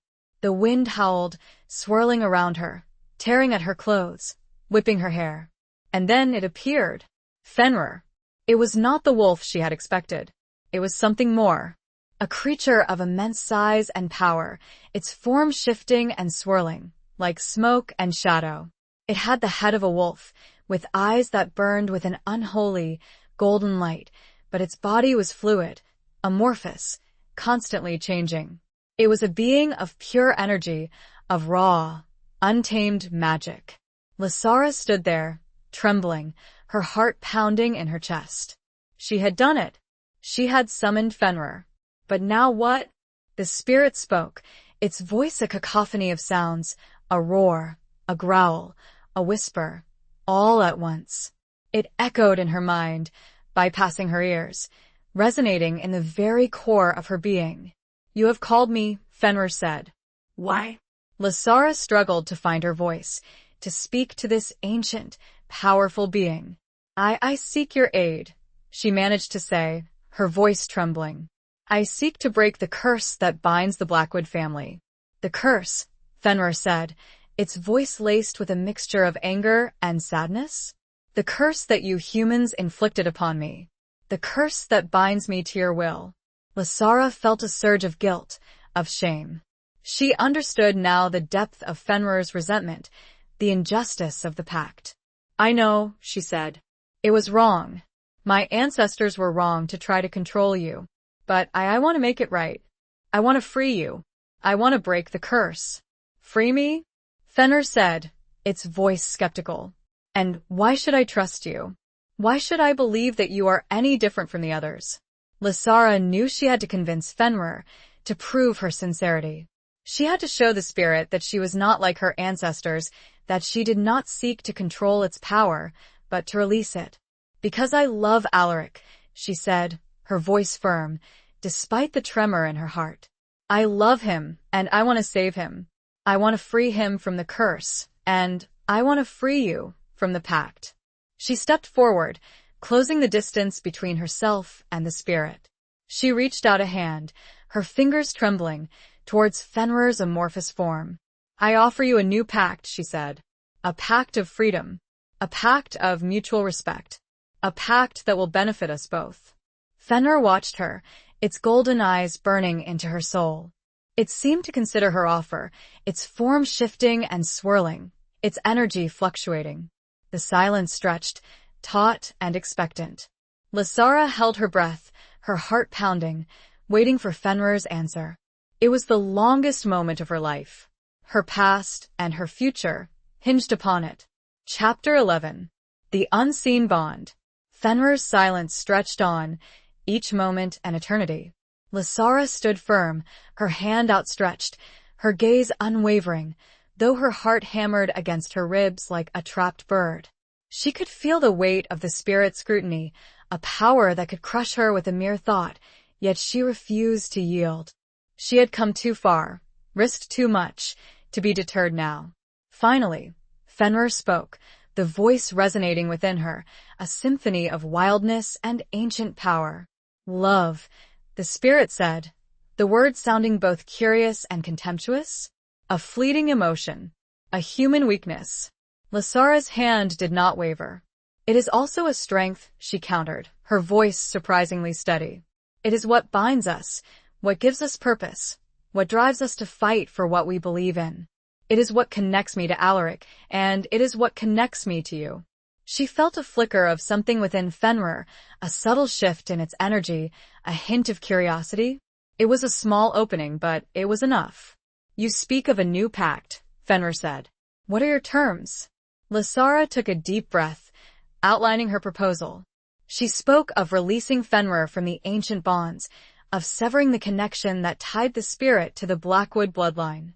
In return, she asked for Fenrir's help in healing Alaric, in lifting the curse that had hollowed him out, that had left him emotionally scarred. "I do not ask for your power," Lasara said. "I do not seek to control you. I only ask for your aid, your understanding, your forgiveness." She explained that the curse was not just harming Alaric, but it was also a corruption of Fenrir's own power, a twisting of the natural order. By breaking the curse, they would both be freed, restored to their true selves. Fenrir listened in silence, its form shifting and swirling, its energy fluctuating. Lasara could sense the spirit's internal struggle, the conflict between its ancient rage and a flicker of hope. It was a battle between darkness and light, between destruction and healing. Finally, Fenrir spoke, its voice softer now, almost melancholy. "I have been bound for too long," the spirit said, "trapped in this cycle of pain and resentment. I long for freedom, for release." Lasara's heart leaped with hope. She was getting through to Fenrir, breaking down the walls of its ancient anger. But Fenrir continued, its voice hardening again. "I do not trust easily. Humans have betrayed me before. Why should I believe that you are any different?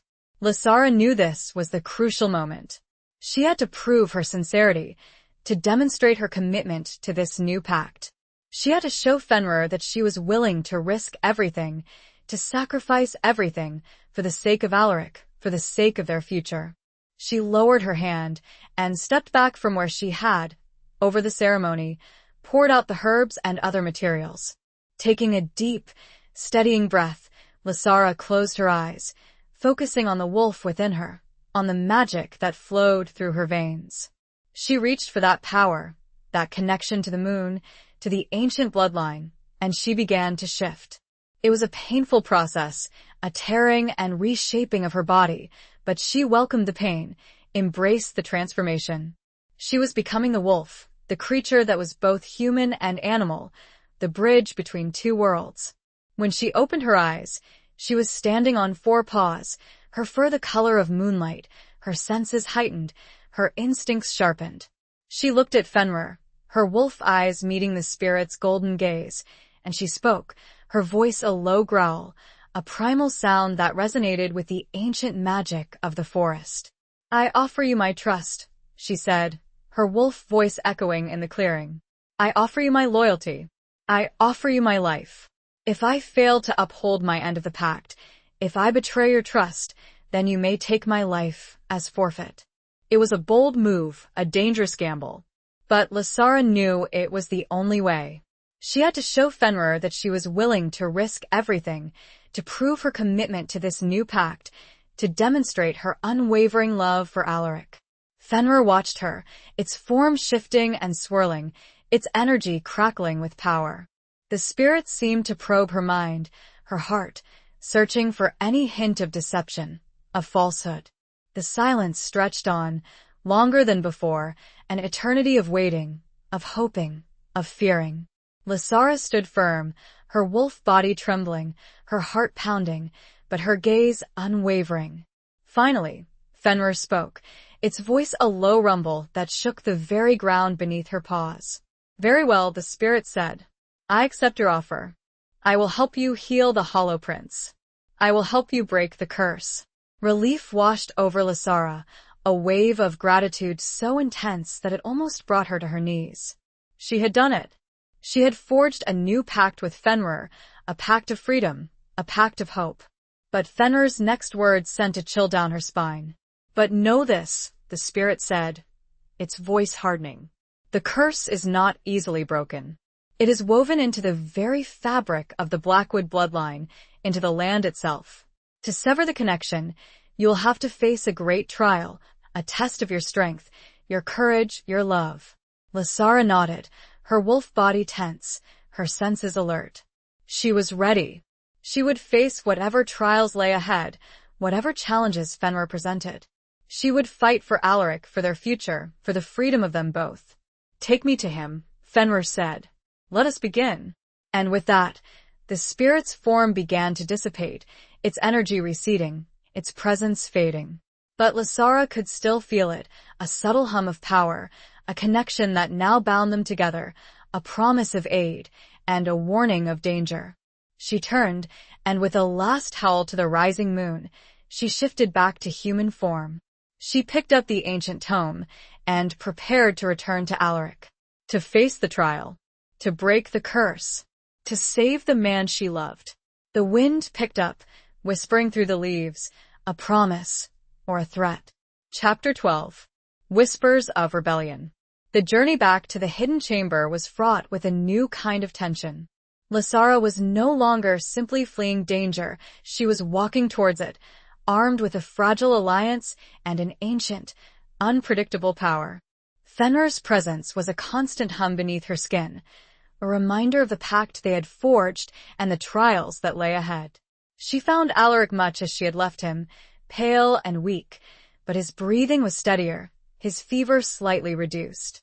He stirred as she entered, his golden eyes flickering open, focusing on her with a mixture of relief and questioning. "Lysara," he whispered, his voice hoarse. "You came back." She knelt beside him, taking his hand, her touch gentle. "Of course I came back," she said. "I made a promise." She explained what had transpired in the sacred grove, her voice low and urgent, relaying her encounter with Fenrir, the new pact, and the warning of the trials to come. Alaric listened intently, his eyes searching her face, his grip tightening on her hand. Fenrir agreed to help? He asked, his voice filled with a mixture of disbelief and hope. Lysara nodded. But it won't be easy, she said. The curse is deeply ingrained, and the trials we don't know what they will entail. Alaric's expression was grim, but there was also a flicker of determination in his eyes. We'll face them together, he said. We always have. His words resonated with a truth that went beyond their brief acquaintance. The bond between them, forged in magic and strengthened by shared adversity, felt ancient, unbreakable. It was a connection that transcended time and space, a love that defied the darkness that surrounded them. Fenrir's presence made itself known then, a surge of power that rippled through the chamber, making the air crackle with energy. Alaric gasped, his body arching slightly, his eyes widening in surprise and pain. The healing begins, Fenrir's voice echoed in Lysara's mind, a symphony of wildness and ancient power. But it will not be painless. The curse has left its mark, and the scars run deep. Lysara watched in a mixture of awe and fear as Fenrir's energy enveloped Alaric, a swirling vortex of light and shadow. She could see the spirit's power working, mending his wounds, knitting his bones, but also stirring up the darkness within him, the emotional scars that the curse had inflicted. Alaric cried out, his body convulsing, his face contorted in agony. Lysara held him tight, whispering words of comfort, her heart aching for his pain. She could feel his suffering, his fear, his memories. Through their bond, she glimpsed fragments of his past, flashes of a life lived in hiding, constantly on the run, haunted by the specter of the Order and the weight of his ancestors' sins. She saw his loneliness, his isolation, his desperate longing for connection, for love, for a life free from the curse.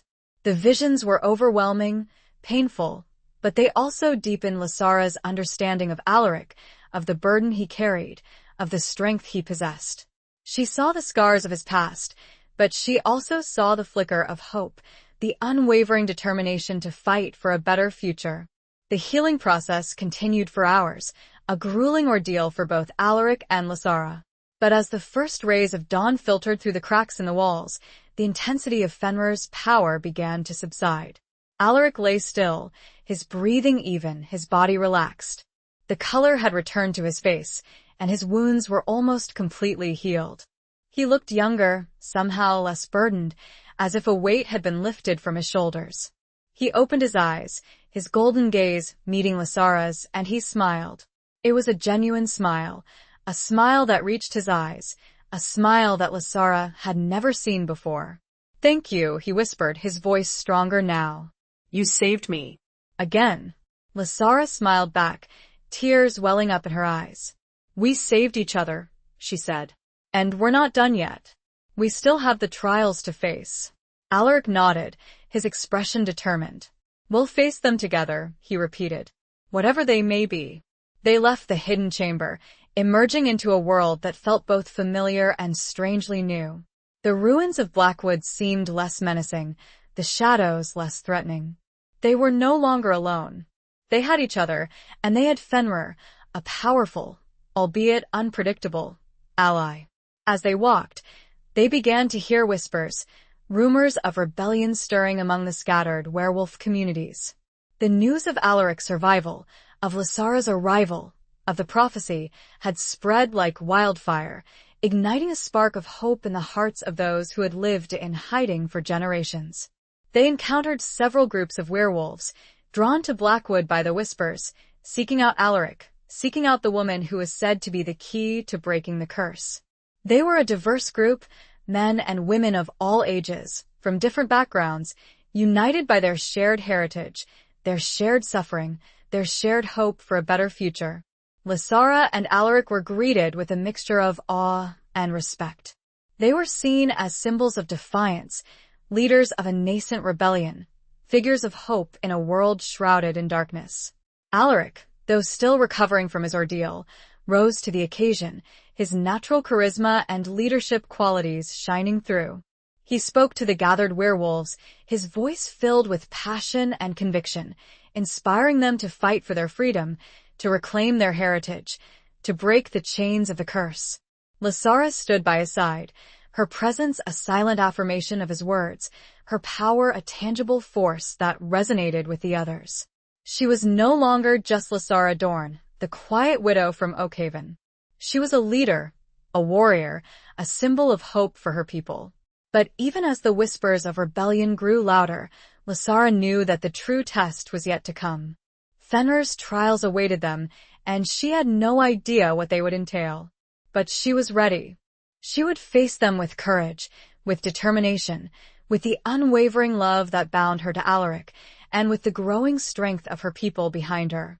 The air hummed with anticipation, a gathering storm. Chapter 13. The Price of Freedom. The first trial came swiftly, brutally, and with little warning. It wasn't a grand, dramatic confrontation, but a slow, insidious erosion of their newfound hope. Fenrir, through their bond, communicated the challenge to Lasara. The curse feeds on despair. To weaken it, you must strengthen the hope of your people. But hope, like a flame, can be easily extinguished.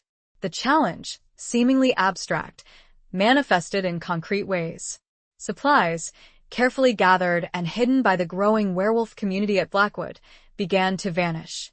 Wells, once clean and plentiful, became tainted, their water undrinkable. Sickness, a low-grade fever accompanied by debilitating weakness, began to spread among the werewolves, particularly affecting the older members and the young. Morale plummeted.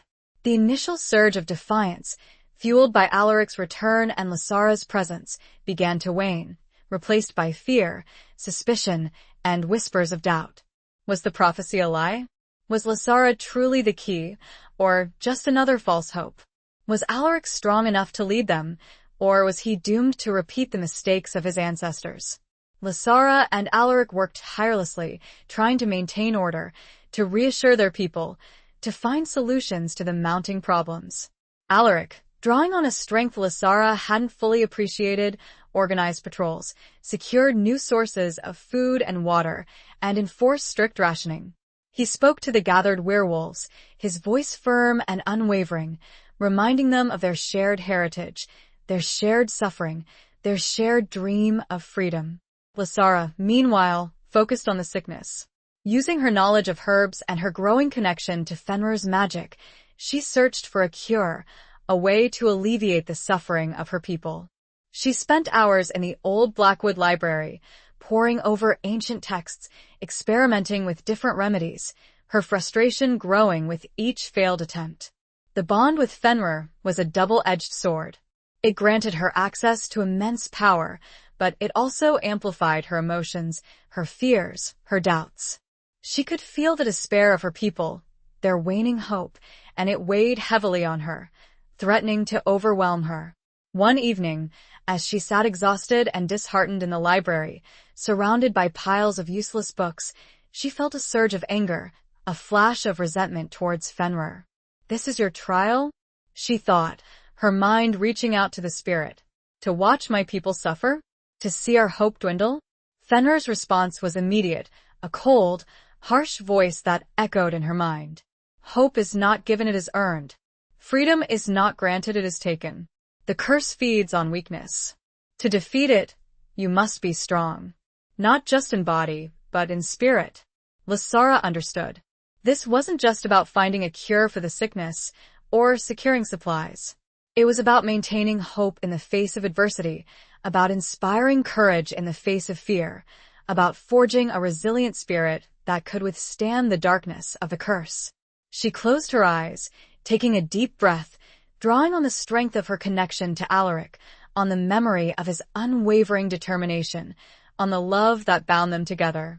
She reached for the wolf within her, for the primal power that flowed through her veins, and she let it fill her, bolstering her resolve, strengthening her spirit. She opened her eyes, a new determination burning within them. She wouldn't give up. She wouldn't let despair win. She would find a way, not just to solve the immediate problems, but to rekindle the flame of hope in the hearts of her people. She started with Moira. The older woman was among those afflicted by the sickness, her body weakened, her spirit flagging. Lasara sat by her bedside, holding her hand, sharing her strength, her unwavering belief in their future. She spoke of Alaric, of his courage, of his leadership, of his unwavering commitment to their people. She spoke of the prophecy, of the promise of freedom, of the power of their shared heritage. Slowly, gradually, she saw a change in Moira, a flicker of hope returning to her eyes, a strengthening of her spirit. The sickness did not magically disappear, but Moira's will to fight, to survive, was rekindled.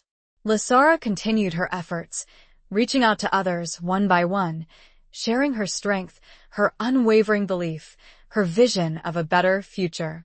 She organized small gatherings, sharing stories of courage, of resilience, of past victories against the Order.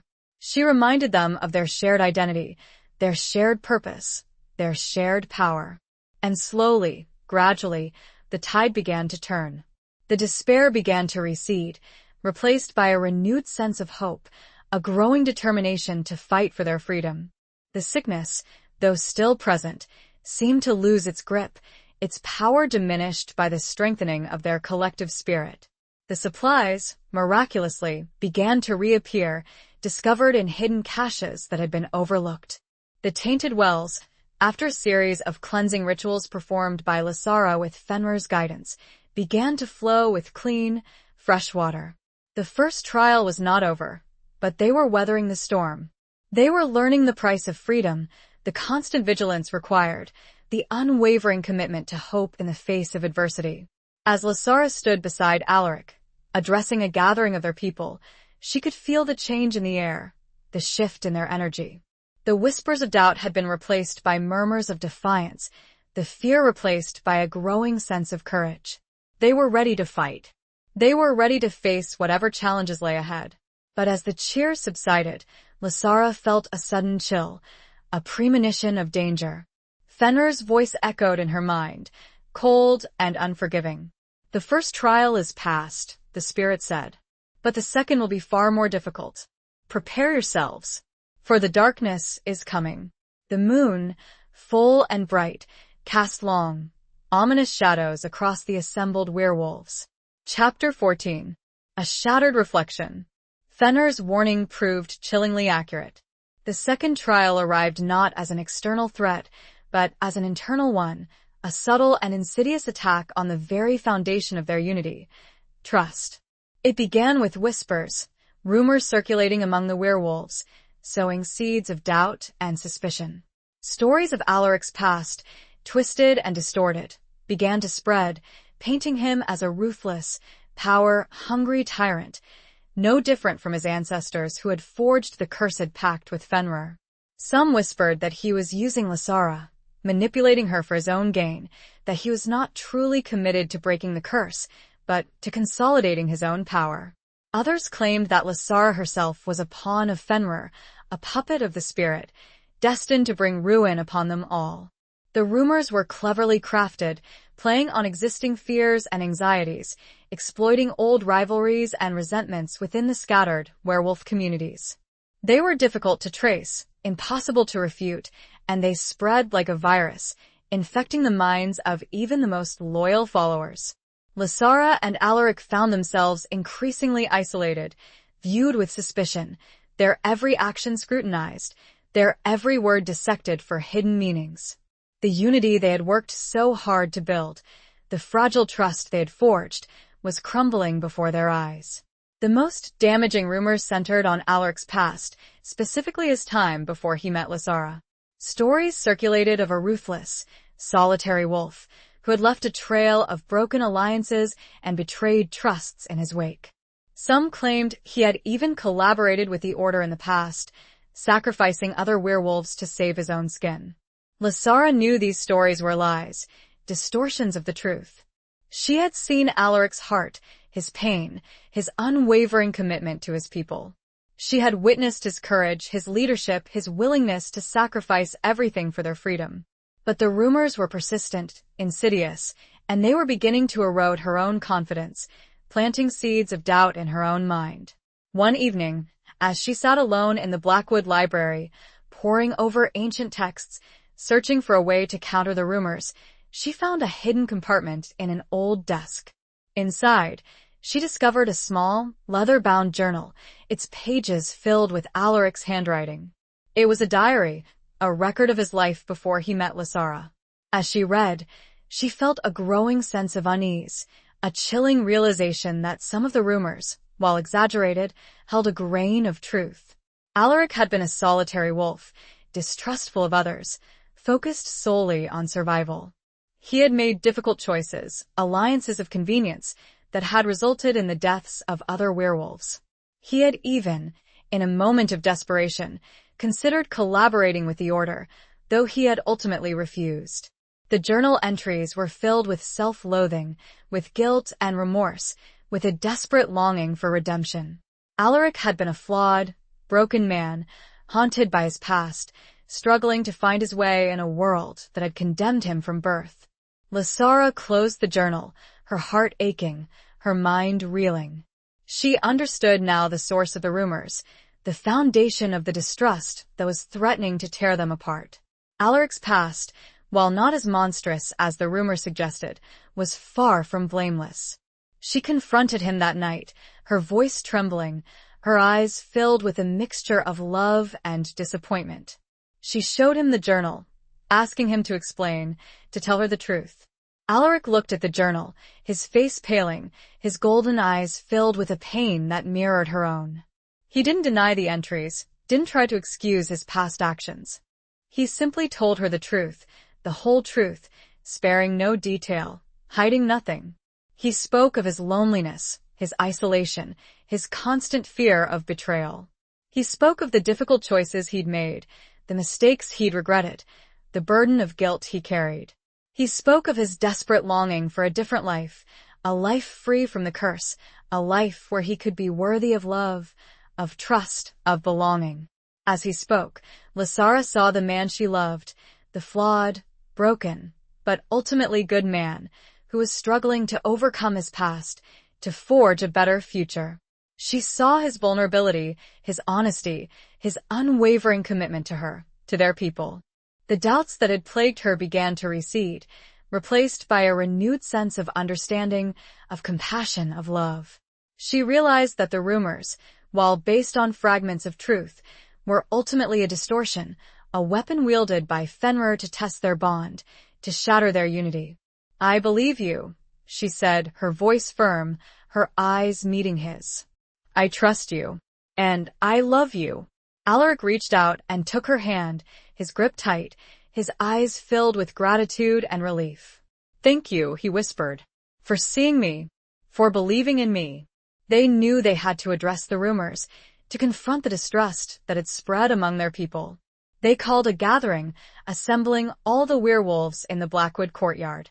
Alaric stood before them, his figure silhouetted against the rising moon, his voice strong and clear. He spoke openly and honestly about his past, acknowledging his mistakes, expressing his remorse, but also emphasizing his commitment to their shared future. He spoke of his love for Lysara, of her unwavering faith in him, of the strength she had given him. He spoke of the prophecy, of the promise of freedom, of the power of their unity. Lysara stood by his side, her presence a silent affirmation of his words, her power a tangible force that resonated with the others. She spoke of her own journey, of her initial doubts, of her ultimate trust in Alaric, of her unwavering belief in their shared destiny. It was a risky move, a gamble that could have backfired spectacularly. But as they spoke, Lysara could feel the tide turning, the distrust receding, replaced by a renewed sense of hope, of unity. The werewolves listened, their faces reflecting a mixture of emotions, doubt, anger, forgiveness, and ultimately acceptance. They saw Alaric's vulnerability, his honesty, his unwavering commitment to them, and they chose to believe in him, to trust him, to follow him. The second trial was passed, but not without scars. The experience had shaken them, tested their bond, exposed their vulnerabilities. but it had also strengthened them, deepened their understanding of each other, forged a more resilient unity, tempered in the fires of adversity. As the gathering dispersed, Lysara felt a surge of Fenrir's power, a cold, harsh voice that echoed in her mind. "The second trial is past," the spirit said. "But the final trial awaits, and it will be the most difficult of all. Prepare yourselves, for the fate of your people and your own souls hangs in the balance." He was silent after. The reflection of the full moon in a nearby, still tainted well, shattered into 1,000 glittering, fragmented shards. Chapter 15. The Heart's Awakening. The final trial, unlike the previous two, did not announce itself with dramatic pronouncements or insidious whispers. It crept in quietly, subtly, weaving itself into the fabric of their daily lives, testing not their strength or their unity, but the very core of their being, their love. Fenrir, through their bond, communicated the essence of the challenge to Lysara. The curse is rooted in a betrayal of love. To break it, you must prove that your love is stronger, truer, than the ancient pain that binds me. The trial manifested in a series of seemingly unrelated events, each designed to chip away at the foundation of Lysara and Alaric's relationship, to sow seeds of doubt, jealousy, and resentment. Alaric began to experience vivid, disturbing dreams, visions of Lysara betraying him, choosing another, abandoning him for a life free from the curse, free from him. The dreams were so realistic, so emotionally charged, that they left him shaken, questioning Lysara's true feelings, his own worthiness of her love. Lysara, meanwhile, found herself increasingly drawn to a young, charismatic werewolf named Kale, who had joined their growing community. Kale was everything Alaric was not: carefree, optimistic, untainted by the darkness of the past. He represented a life of freedom, of normalcy, a life without the burden of the curse, a life that Lysara had secretly longed for. Kale was openly admiring of Lysara, showering her with attention, praising her strength, her beauty, her leadership. He offered her a glimpse of a different future, a future where she could be just Lysara, not the prophesied savior, not the woman bound to the Hollow Prince. The attraction between Lysara and Kale was undeniable, a spark of connection that ignited a conflict within her. She loved Alaric deeply, fiercely, but she also felt a pull towards Kale, a temptation to choose a simpler, easier path. The situation was further complicated by the growing pressure from the werewolf community. Many believed that Lysara and Alaric's bond was the key to breaking the curse, that their love was the embodiment of the prophecy. They saw Kale as a threat, a distraction, a potential obstacle to their freedom. Lysara and Alaric found themselves increasingly isolated, their every interaction scrutinized, their every word analyzed. The weight of expectation, the constant pressure, the subtle manipulations of Fenrir began to take its toll. They argued, more frequently, more intensely. Alaric's insecurities, fueled by his dreams, manifested as jealousy and possessiveness. Lysara, torn between her love for Alaric and her attraction to Kale, became withdrawn, defensive, uncertain of her own feelings. The bond between them, once a source of strength and comfort, became strained, frayed, almost broken. They were drifting apart, their love threatened by the insidious power of the curse, by the machinations of Fenrir. One evening, after a particularly heated argument, Alaric stormed out of their shared quarters, disappearing into the ruins of Blackwood. Lysara, heartbroken and confused, found herself seeking solace in Kale's company. They walked together in the moonlit woods, Kale's presence a comforting balm to her wounded spirit. He spoke of his admiration for her, of his belief in her strength, of his desire to help her, to protect her. He offered her a choice, a chance to escape the burden of the prophecy, to live a life of freedom, of happiness, with him. He leaned in to kiss her, and for a moment, Lysara was tempted. She closed her eyes, her heart pounding, her mind reeling. But then, she saw Alaric's face, his golden eyes filled with pain and love, and she knew she couldn't do it. She couldn't betray him, couldn't abandon him, couldn't choose a life that wasn't truly hers. She gently pushed Cale away, her voice trembling. I'm sorry, she said. I can't. I love Alaric. Cale looked at her, his eyes filled with disappointment, but also understanding. I know, he said. And I respect that. But if you ever change your mind, he left her then, disappearing into the shadows, leaving Lasara alone with her thoughts, with her feelings, with the weight of her choice. She found Alaric in the courtyard, the same place where they had first met, where their lives had changed forever. He was sitting on the steps of the ruined manor house, his head in his hands, his body trembling. She sat beside him, not speaking, simply offering her presence, her support, her love. He looked up at her, his eyes red-rimmed, his face etched with pain. I thought I'd lost you, he whispered, his voice hoarse. Lasara took his hand, her touch gentle, reassuring. You haven't, she said. And you never will. They spoke then, openly and honestly, sharing their fears, their doubts, their insecurities. Alaric told her about his dreams, his fear of losing her, his feelings of unworthiness. Lasara told him about her attraction to Cale, her temptation to choose a simpler path, but also her unwavering love for him. As they spoke, the tension between them began to dissipate, replaced by a renewed sense of understanding, of compassion, of love. They realized that the trial had been designed to test their love, to expose their vulnerabilities, to force them to confront their deepest fears. And they had passed. They had chosen each other, not out of obligation, not out of duty, but out of a love that was stronger, truer, than the ancient curse that bound them. As the dawn broke, painting the sky with hues of pink and gold, they felt a surge of Fenrir's power, a different kind of energy this time, not cold and harsh, but warm and approving.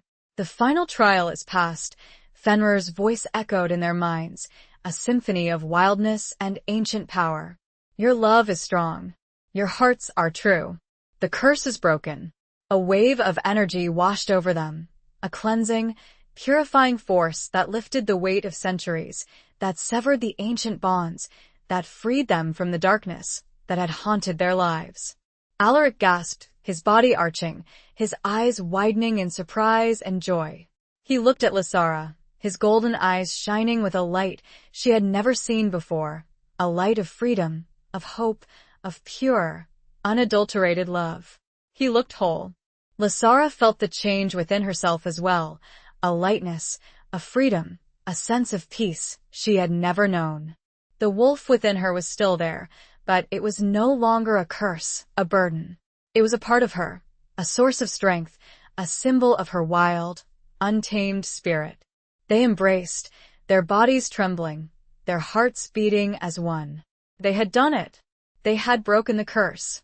They had found their way back to each other, their love stronger, truer than ever before. The sun rose fully, bathing them in its warm, golden light. A new day had dawned. A new beginning. Chapter 16. The Path of Thorns. The breaking of the curse was not a magical panacea, a sudden and complete resolution of all their problems. It was more like the lifting of a heavy fog, revealing the landscape that lay beneath, a landscape scarred by centuries of conflict, but also brimming with potential for growth, for healing, for a new beginning. The immediate aftermath was a period of joyous celebration, of relief, of shared gratitude among the werewolves. The sickness that had plagued them vanished, the tainted wells flowed clean, and the vanished supplies reappeared. Hope, once a fragile flame, now burned bright, fueled by the victory over the ancient curse. But as the initial euphoria subsided, Lasara and Alaric realized that the true work was just beginning. The breaking of the curse had freed them from the shackles of the past, but it had also left them with a daunting task, rebuilding their shattered community, forging a new future for their people, and navigating the complex, dangerous world that lay beyond Blackwood. The first challenge was internal. While the curse was gone, the scars it had left remained. Generations of living in hiding, of fearing the order, of distrusting outsiders, had taken their toll. The werewolves were a fragmented people, divided by old rivalries, resentments, and suspicions. Lysara and Alaric worked tirelessly to unite their people, to foster a sense of community, to heal the wounds of the past. They held councils, mediating disputes, encouraging dialogue, promoting understanding and forgiveness. They established new traditions, rituals that celebrated their shared heritage, their resilience, their newfound freedom. Alaric, freed from the emotional shackles of the curse, blossomed as a leader. His natural charisma, his strategic mind, his unwavering commitment to his people shone through. He was no longer the Hollow Prince, haunted by his past, but a true king, inspiring loyalty, respect, and love. Lysara, too, found her role evolving. She was no longer just the prophesied savior, the woman who had broken the curse. She was a healer, a teacher, a guide, helping her people to embrace their wolf nature, to harness their powers, to navigate the complexities of their new reality. Their relationship, strengthened by the trials they had faced, deepened into a bond of unwavering love and mutual respect. They were partners, equals, sharing the burdens of leadership, supporting each other through the challenges, celebrating their victories together. But the external challenges were equally daunting. The Order of the Silver Dawn, though weakened by their recent defeats, remained a formidable threat. They were relentless, fanatical, driven by a centuries-old hatred of werewolves. They would not simply disappear because the curse was broken. Lysara and Alaric knew they had to prepare for war, to defend their people, to secure their future. They began to train their werewolves, honing their fighting skills, developing strategies, forging alliances with other hidden communities, creatures of the night who had also suffered at the hands of the Order. It was a dangerous path, a path of thorns, fraught with peril and uncertainty. But they walked it together, their love a guiding light, their determination unwavering, their hope for a better future fueling their every step. One of the most difficult decisions they faced was how to deal with the legacy of Blackwood itself. The estate was a symbol of their past, a reminder of both their glory and their suffering. Some argued that it should be abandoned, left to crumble into dust, a testament to the darkness they had overcome. Others believed it should be rebuilt, restored to its former glory, a symbol of their resilience, their triumph over adversity. Lysara and Alaric, after much deliberation, chose a middle path. They decided to preserve the ruins, to honor the memory of their ancestors, but also to build anew, to create a thriving community within the heart of the estate, a place where werewolves could live openly, freely, without fear. The rebuilding of Blackwood became a symbol of their collective effort, a tangible manifestation of their hope for the future. Werewolves from all corners of the land came to help, contributing their skills, their labor, their unwavering commitment to building a new home for their people. As the community grew, Lysara and Alaric found themselves facing new challenges, new dilemmas. How to balance their werewolf nature with their human lives. How to interact with the human world, which was largely unaware of their existence. How to ensure the safety and security of their people without resorting to the same tactics of secrecy and isolation that had defined their past. These were not easy questions, and there were no simple answers. But Lysara and Alaric faced them together, guided by their love, their commitment to their people, and their unwavering belief in a better future. It wasn't a straight path, but a winding one, and they were committed to walking it together. One clear, crisp evening, as they stood together on the newly rebuilt walls of Blackwood, watching the sunset paint the sky with hues of gold and crimson, Lysara felt a deep sense of peace, of contentment. The path ahead was still uncertain, still fraught with challenges, but she knew, with unwavering certainty, that they would face it together, their love a beacon of hope, their strength a testament to the resilience of their people. Alaric put his arm around her and drew her close. He didn't speak. He didn't need to. The silence between them hummed with understanding, and, faintly, with the distant, harmonious howl of a wolf. Chapter 17. The Gathering Storm. The relative peace that followed the rebuilding of Blackwood was a fragile thing, a calm before the storm. Lysara and Alaric knew that the Order of the Silver Dawn would not simply fade away. Their hatred of werewolves was too deeply ingrained, their fanaticism too intense. It was only a matter of time before they struck again. The signs of the gathering storm were subtle at first. Rumors of increased Order activity in neighboring regions, reports of missing werewolves, unsettling whispers of new weapons, new tactics being developed by the hunters. Lysara and Alaric intensified their preparations, strengthening their defenses, training their werewolves, forging alliances with other supernatural communities. They knew that the next confrontation would be decisive, a battle for their very survival. The alliance with other supernatural creatures was a delicate and complex undertaking. Centuries of mistrust and animosity had to be overcome, ancient rivalries set aside. But Lysara and Alaric, with their combined charisma, their unwavering commitment to a shared future, managed to forge a fragile coalition, a united front against the common enemy. The most significant alliance was with a coven of witches, led by a powerful and enigmatic woman named Seraphina.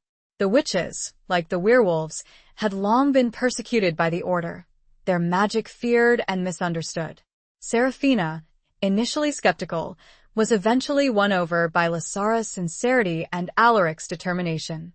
The witches brought a unique set of skills to the alliance, their magic complementing the werewolves' strength and agility. They helped to strengthen Blackwood's defenses, weaving protective spells, creating wards, and developing countermeasures against the Order's new weapons. As the preparations continued, Lysara found herself increasingly drawn to the study of ancient magic, seeking to understand the deeper forces at play, the roots of the conflict between the supernatural world and the Order. She spent hours in the Blackwood Library, poring over ancient texts, deciphering cryptic symbols, seeking knowledge that could help them in the coming battle. She discovered that the Order's origins were far more complex than she had previously imagined. They were not simply a group of fanatical hunters, but a secret society with deep roots in the human world, wielding considerable political and economic power. Their hatred of werewolves was not just based on fear, but also on a desire to control the supernatural world, to exploit its power for their own gain. The more Lysara learned, the more she realized the scale of the challenge they faced. The Order was not just an external threat, but a pervasive force, deeply embedded in the fabric of human society. Defeating them would require more than just military strength. It would require a fundamental shift in the balance of power, a dismantling of the structures that had allowed the Order to thrive for centuries. One evening, as she was studying a particularly ancient text, she felt a sudden surge of Fenrir's power, a cold, harsh voice that echoed in her mind. "The time is near," the spirit said. "The Order is preparing to strike. They are gathering their forces, preparing a final assault on Blackwood." Lysara's heart pounded in her chest. She knew this was the moment they had been preparing for, the ultimate test of their strength, their unity, their will to survive. She immediately alerted Alaric, and they called a council of war, gathering their leaders, their allies, to prepare for the coming battle. The atmosphere was tense, expectant, filled with a mixture of fear and determination. Alaric, his voice calm and resolute, outlined the situation, emphasizing the need for unity, for discipline, for unwavering courage. He spoke of their shared heritage, their shared suffering, their shared dream of freedom. He inspired them to fight, not just for their own survival, but for the future of their people, for a world where werewolves could live openly, freely, without fear. Lysara, too, addressed the council, sharing her knowledge of the Order, its origins, its tactics, its weaknesses. She spoke of the importance of their alliance with the witches and other supernatural creatures, of the need to combine their strengths, to fight together, to stand united against the common enemy. The council lasted for hours. Strategies were discussed, plans were made, contingencies were considered.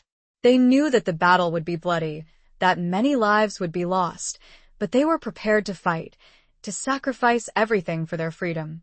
As the council concluded, a scout arrived, breathless and urgent, reporting that a large force of the Order was approaching Blackwood, their numbers far greater than they had anticipated. The storm had arrived. Lysara and Alaric looked at each other, their eyes meeting, their hands clasping. They knew that this was the moment of truth, the culmination of all their efforts, the ultimate test of their love, their leadership, their will to survive. They stepped out of the council chamber, into the night, the air thick with anticipation, with the scent of fear and the murmur of prayers. The werewolves were assembled, their faces grim, their eyes determined, their hearts pounding with a mixture of dread and defiance. Alaric raised his voice, a powerful roar that echoed through the night. "Tonight," he cried, "we fight for our freedom. We fight for our future. We fight for our lives." A chorus of howls answered him, a primal sound that shook the very foundations of Blackwood, a declaration of war, a promise of defiance, a testament to the indomitable spirit of the werewolf people. Lysara, standing by Alaric's side, felt a surge of power, a fierce determination that burned within her. She was ready. They were ready. They would face the storm together, and they would either emerge victorious or perish in the attempt. The moon, hidden behind thick, dark clouds, offered no light, no guidance, no comfort. Only darkness. Chapter 18. Blood and Moonlight. The battle for Blackwood began under a shroud of darkness, the only light coming from the flickering torches that lined the perimeter of the estate and the occasional flash of magical energy. The Order attacked with a ferocity that surprised even the prepared werewolves, their numbers overwhelming, their tactics brutal and efficient. They came in waves, wave after wave of heavily armed soldiers, supported by mages who wielded dark magic, and creatures twisted and corrupted by the Order's twisted experiments. They breached the outer defenses quickly, pushing the werewolves back towards the heart of the estate. Lysara and Alaric fought side by side, their movements synchronized, their instincts perfectly attuned.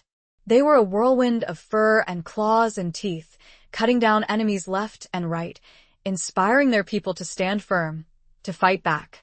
Alaric, freed from the curse, was a force of nature, his strength and agility unmatched. He moved through the battlefield like a wraith, his golden eyes burning with a fierce intensity, his roar echoing above the din of battle. Lysara, too, fought with a power she hadn't known she possessed. She channeled Fenrir's magic, weaving spells of protection, unleashing blasts of energy, healing the wounded, bolstering the defenses. She was a beacon of hope in the darkness, a symbol of resilience, a testament to the strength of their alliance. But the Order was relentless, their numbers seemingly endless. They pushed the werewolves back, step by step, forcing them to retreat towards the manor house, the last line of defense. The battle raged for hours, a chaotic melee of blood and moonlight, of steel and magic, of roars and screams. The ground was littered with the bodies of the fallen, both werewolves and humans, their blood mingling on the ancient stones of Blackwood. Lysara witnessed scenes of unimaginable horror, of friends and allies falling, of sacrifices made, of courage displayed in the face of overwhelming odds. She fought with a fierce determination, fueled by her love for Alaric, her commitment to her people, her unwavering belief in their future. But she also felt a growing sense of despair, a fear that they were losing, that the Order would prevail, that all their efforts, all their sacrifices, would be in vain. The witches, led by Seraphina, fought valiantly, their magic a crucial counterpoint to the Order's dark arts. They unleashed storms of fire and ice, conjured illusions, and erected barriers of protection, but they were outnumbered, outmatched. As the battle reached its climax, Lysara saw Alaric surrounded by a group of elite Order soldiers, their weapons glinting in the torchlight. He was fighting with a ferocity born of desperation, but he was tiring, his movements slowing, his wounds bleeding. Lysara's heart leaped into her throat. She knew she had to reach him, to help him, but she was surrounded by enemies herself, fighting for her own survival. She channeled all her remaining energy, unleashing a blast of pure force that sent her attackers flying. She broke free, running towards Alaric, her heart pounding, her mind racing. But she was too late. As she reached him, She saw one of the Order soldiers, a hulking brute wielding a silver-tipped spear, thrust his weapon towards Alaric's heart. Alaric saw it coming, but he was too weak, too slow to react. He closed his eyes, accepting his fate, a flicker of sadness crossing his face. Lysara screamed, a primal cry of anguish and despair.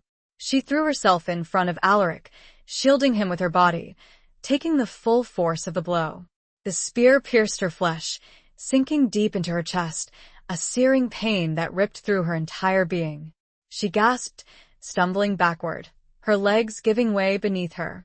Alaric caught her, his arms wrapping around her, his eyes filled with horror and disbelief. "Lysara," he cried, his voice choked with emotion. "No." Lysara looked at him, her vision blurring, her body trembling. She could feel the life draining out of her, the cold embrace of death creeping closer.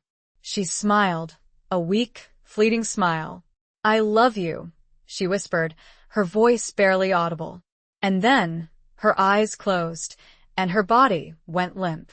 Alaric held her close, his tears streaming down his face, his heart shattering into a million pieces. He had lost her. He had lost everything.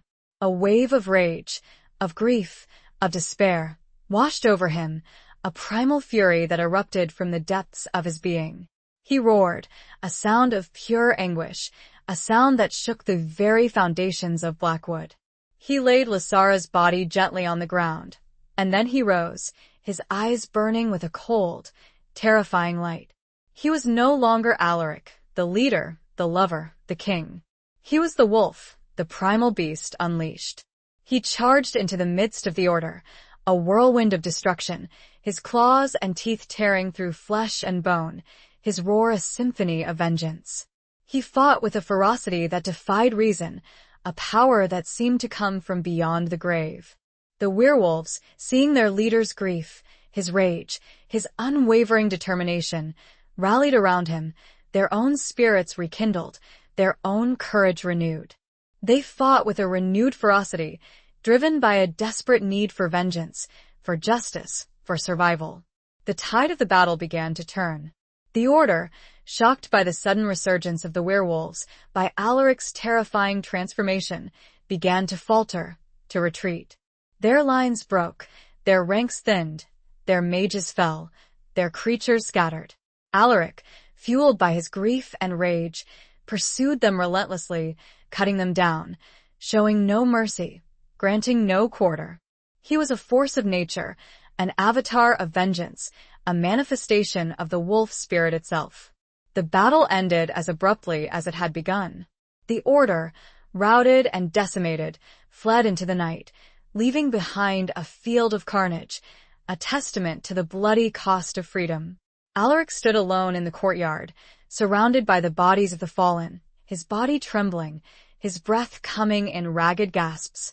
He looked down at Lysara's lifeless form, and his heart broke anew. He had won the battle, but he had lost the war. He had saved his people, but he had lost the woman he loved. He knelt beside her, his tears falling onto her cold, still face. He cradled her in his arms, whispering words of love, of grief, of regret. It seemed like only moments ago when they stood triumphant, the curse broken. But then he felt it. A faint flicker of warmth, a subtle pulse of energy, a whisper of life. He looked down at Lysara, his eyes widening in disbelief. Her chest was rising and falling, slowly, very slowly, but definitely moving. Chapter 19. The Hollow Prince's Truth. Alaric stared at Lysara, his heart pounding in his chest, a mixture of hope and disbelief warring within him. He gently touched her face, her skin still cool, but not as cold as it had been moments before. He felt for a pulse, his fingers trembling, and there it was, faint and thready, but undeniably present. She was alive. He didn't understand how, he didn't know why, but she was alive. The silver spear, meant to kill a werewolf instantly, had somehow failed to do its job. He gathered her into his arms, holding her close, his tears flowing freely now, tears of relief, of gratitude, of overwhelming love. He carried her into the manor house, to their shared quarters, and laid her gently on the bed. He examined the wound. The spear had pierced her chest, dangerously close to her heart. It was a miracle she was still alive. He knew he had to act quickly, to stop the bleeding, to heal the damage. He summoned his remaining strength, channeling his werewolf healing abilities, focusing all his energy on Lasara. He could feel Fenrir's presence, a subtle hum of power, aiding him, guiding him. He worked tirelessly, for hours, his hands moving with a skill and precision he hadn't known he possessed.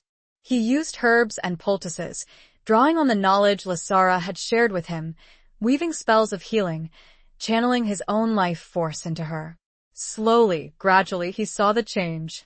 The bleeding stopped, the wound began to close, her breathing became steadier, her color returned. But she remained unconscious, her body still fragile, her spirit hovering between life and death. As dawn approached, Alaric sat beside her, exhausted but vigilant, holding her hand, watching her face, praying for her to wake up. He spoke to her softly, whispering words of love, of encouragement, of hope. He told her about the victory, about the rout of the order, about the sacrifices that had been made. He told her how much he loved her, how much he needed her, how much he couldn't imagine living without her. And then, finally, it happened. Her eyelids fluttered, and then slowly, she opened her eyes. They were hazy at first, unfocused, but then they cleared, and she saw him. "Alaric," she whispered, her voice weak, but filled with love. Alaric's heart overflowed with joy, with relief, with a love so profound it brought him to his knees. "Lasara," he said, his voice choked with emotion. "You're alive. You're back." She smiled, a weak, fleeting smile. I remember," she said. "The spear, I thought you saved me," Alaric said, his voice trembling. "You took the blow meant for me. You sacrificed yourself for me." Lasara shook her head slightly. "We saved each other," she said. "We always do." They stayed there for a long time, simply holding each other, their hearts beating as one, their love a tangible force that filled the room. They had faced death, and they had survived. They had won the battle, and they had found their way back to each other. As Lasara regained her strength, they began to piece together what had happened. They realized that the silver spear, while deadly to werewolves, had not been pure silver. It had been an alloy, weakened by impurities, its power diminished. It was a stroke of luck, a twist of fate, a miracle. But there was more to it than that. Lasara's connection to Fenrir, the new pact they had forged, had also played a role. The spirit's power, while not directly intervening, had subtly influenced the outcome, protecting Lasara, granting her a second chance. The breaking of the curse, too, had changed them, both Alaric and Lasara. It had freed them from the shackles of the past, but it had also awakened within them a deeper connection to their werewolf nature, a resilience, a strength that they hadn't known they possessed. As Lasara recovered, the werewolves celebrated her return, their joy tempered by the losses they had suffered, but their hope renewed, their spirits strengthened. They had won the battle, but the war was far from over. The Order, though defeated at Blackwood, was still a powerful force, and they would undoubtedly seek revenge. Alaric and Lasara knew they had to prepare for the next confrontation, to build a stronger alliance, to find a way to end the threat of the Order once and for all. But for now, they took a moment to savor their victory, to celebrate their love, to honor the sacrifices that had been made. They stood together on the walls of Blackwood, watching the sunrise, their hearts filled with gratitude, with hope, with a love that had been tested by fire and had emerged stronger, truer than ever before. Alaric turned to Lasara and spoke quietly of his past. Not the battles and blood, but of his loneliness, of never being whole, of always feeling like a monster. "You changed that," he said quietly. "You made me whole." Lasara reached out and took his hand. "And you, my hollow prince, filled the empty space within me." They were silent for a long moment, and then a single wolf howled, far off in the woods. It was joined by another, and another, until the air vibrated with the sound of his people. They're free people. Chapter 20. The Dawn of a New Reign. The victory at Blackwood marked a turning point, not just for the werewolves, but for the entire supernatural world. The news of the Order's defeat spread like wildfire, inspiring hope and defiance in hidden communities across the land. Creatures who had lived in fear for centuries began to emerge from the shadows, seeking out Alaric and Lysara, offering their allegiance, their support. The alliance grew, expanding beyond werewolves and witches to include vampires, shapeshifters, fae, and other beings who had suffered at the hands of the Order. It was a fragile coalition, built on mutual respect, shared suffering, and a common desire for freedom. But it was also a powerful force, a united front against a common enemy. Alaric and Lysara, recognized as the leaders of this burgeoning rebellion, found themselves facing a new challenge, forging a lasting peace, building a new world where supernatural creatures could live openly, freely, without fear of persecution. It was a daunting task, fraught with political complexities, ancient rivalries, and deeply ingrained prejudices. But they approached it with the same courage, determination, and unwavering love that had guided them through the darkest of times. They established a council, a governing body composed of representatives from each of the allied communities. The council was tasked with resolving disputes, formulating policies, and coordinating their efforts against the Order. Lysara, with her deep understanding of both the human and supernatural worlds, played a crucial role in bridging the divides, fostering understanding and promoting cooperation. She became a symbol of unity, a voice for peace, a champion of a new era of coexistence. Alaric, with his natural leadership abilities and his unwavering commitment to his people, focused on strengthening their defenses, preparing for the inevitable counterattack from the Order.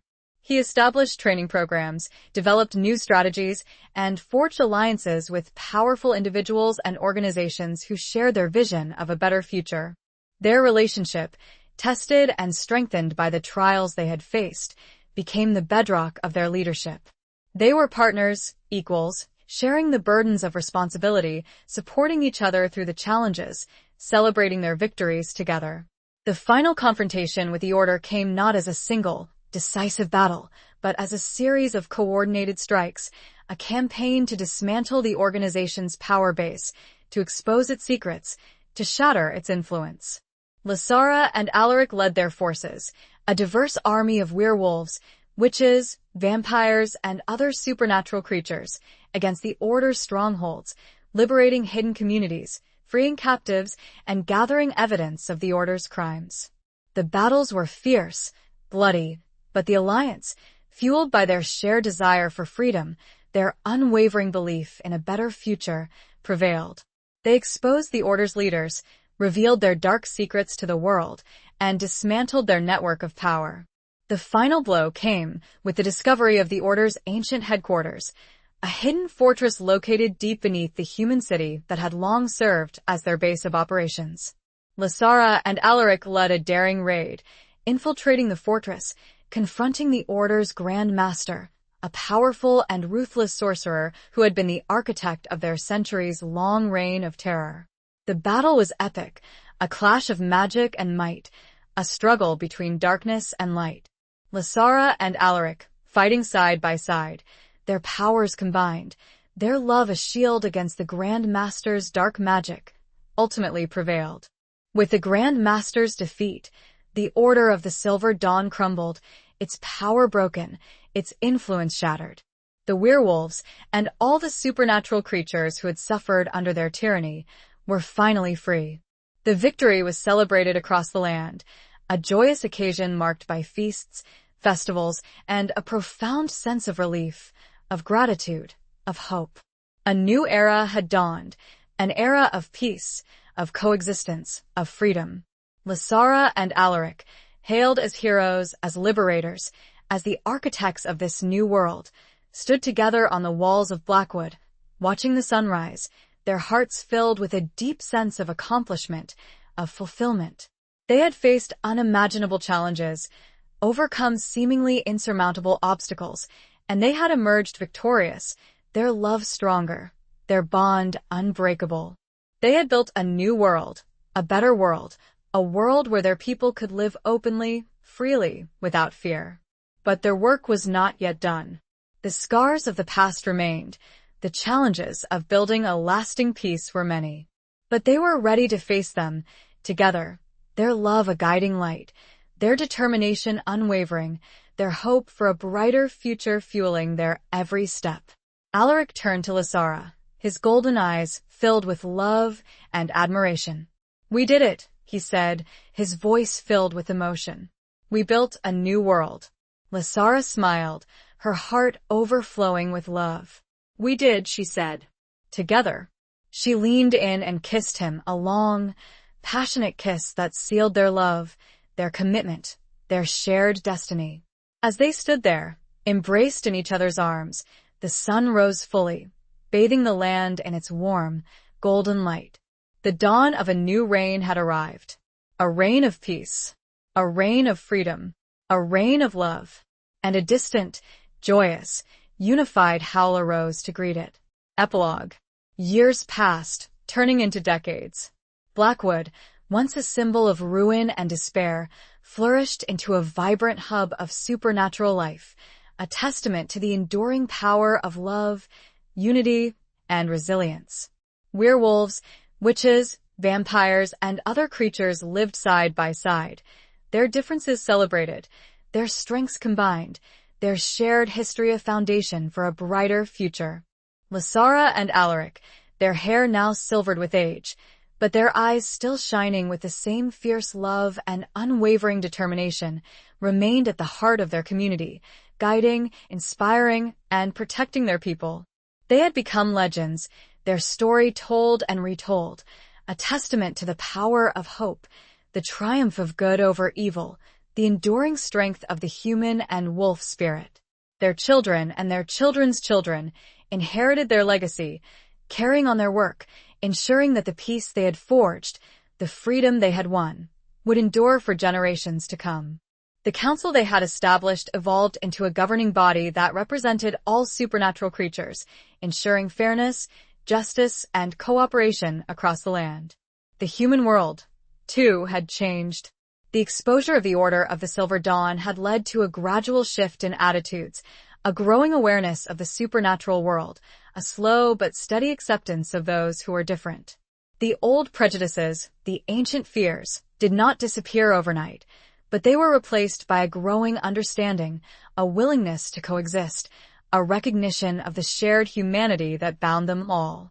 Lysara and Alaric often walked together in the Blackwood courtyard, the same place where their journey had begun, where they had first met, where their lives had changed forever. The torches, no longer fueled by magic, remained unlit, but the memory of that night, of the flare that had ignited their love, their destiny, remained vivid in their minds.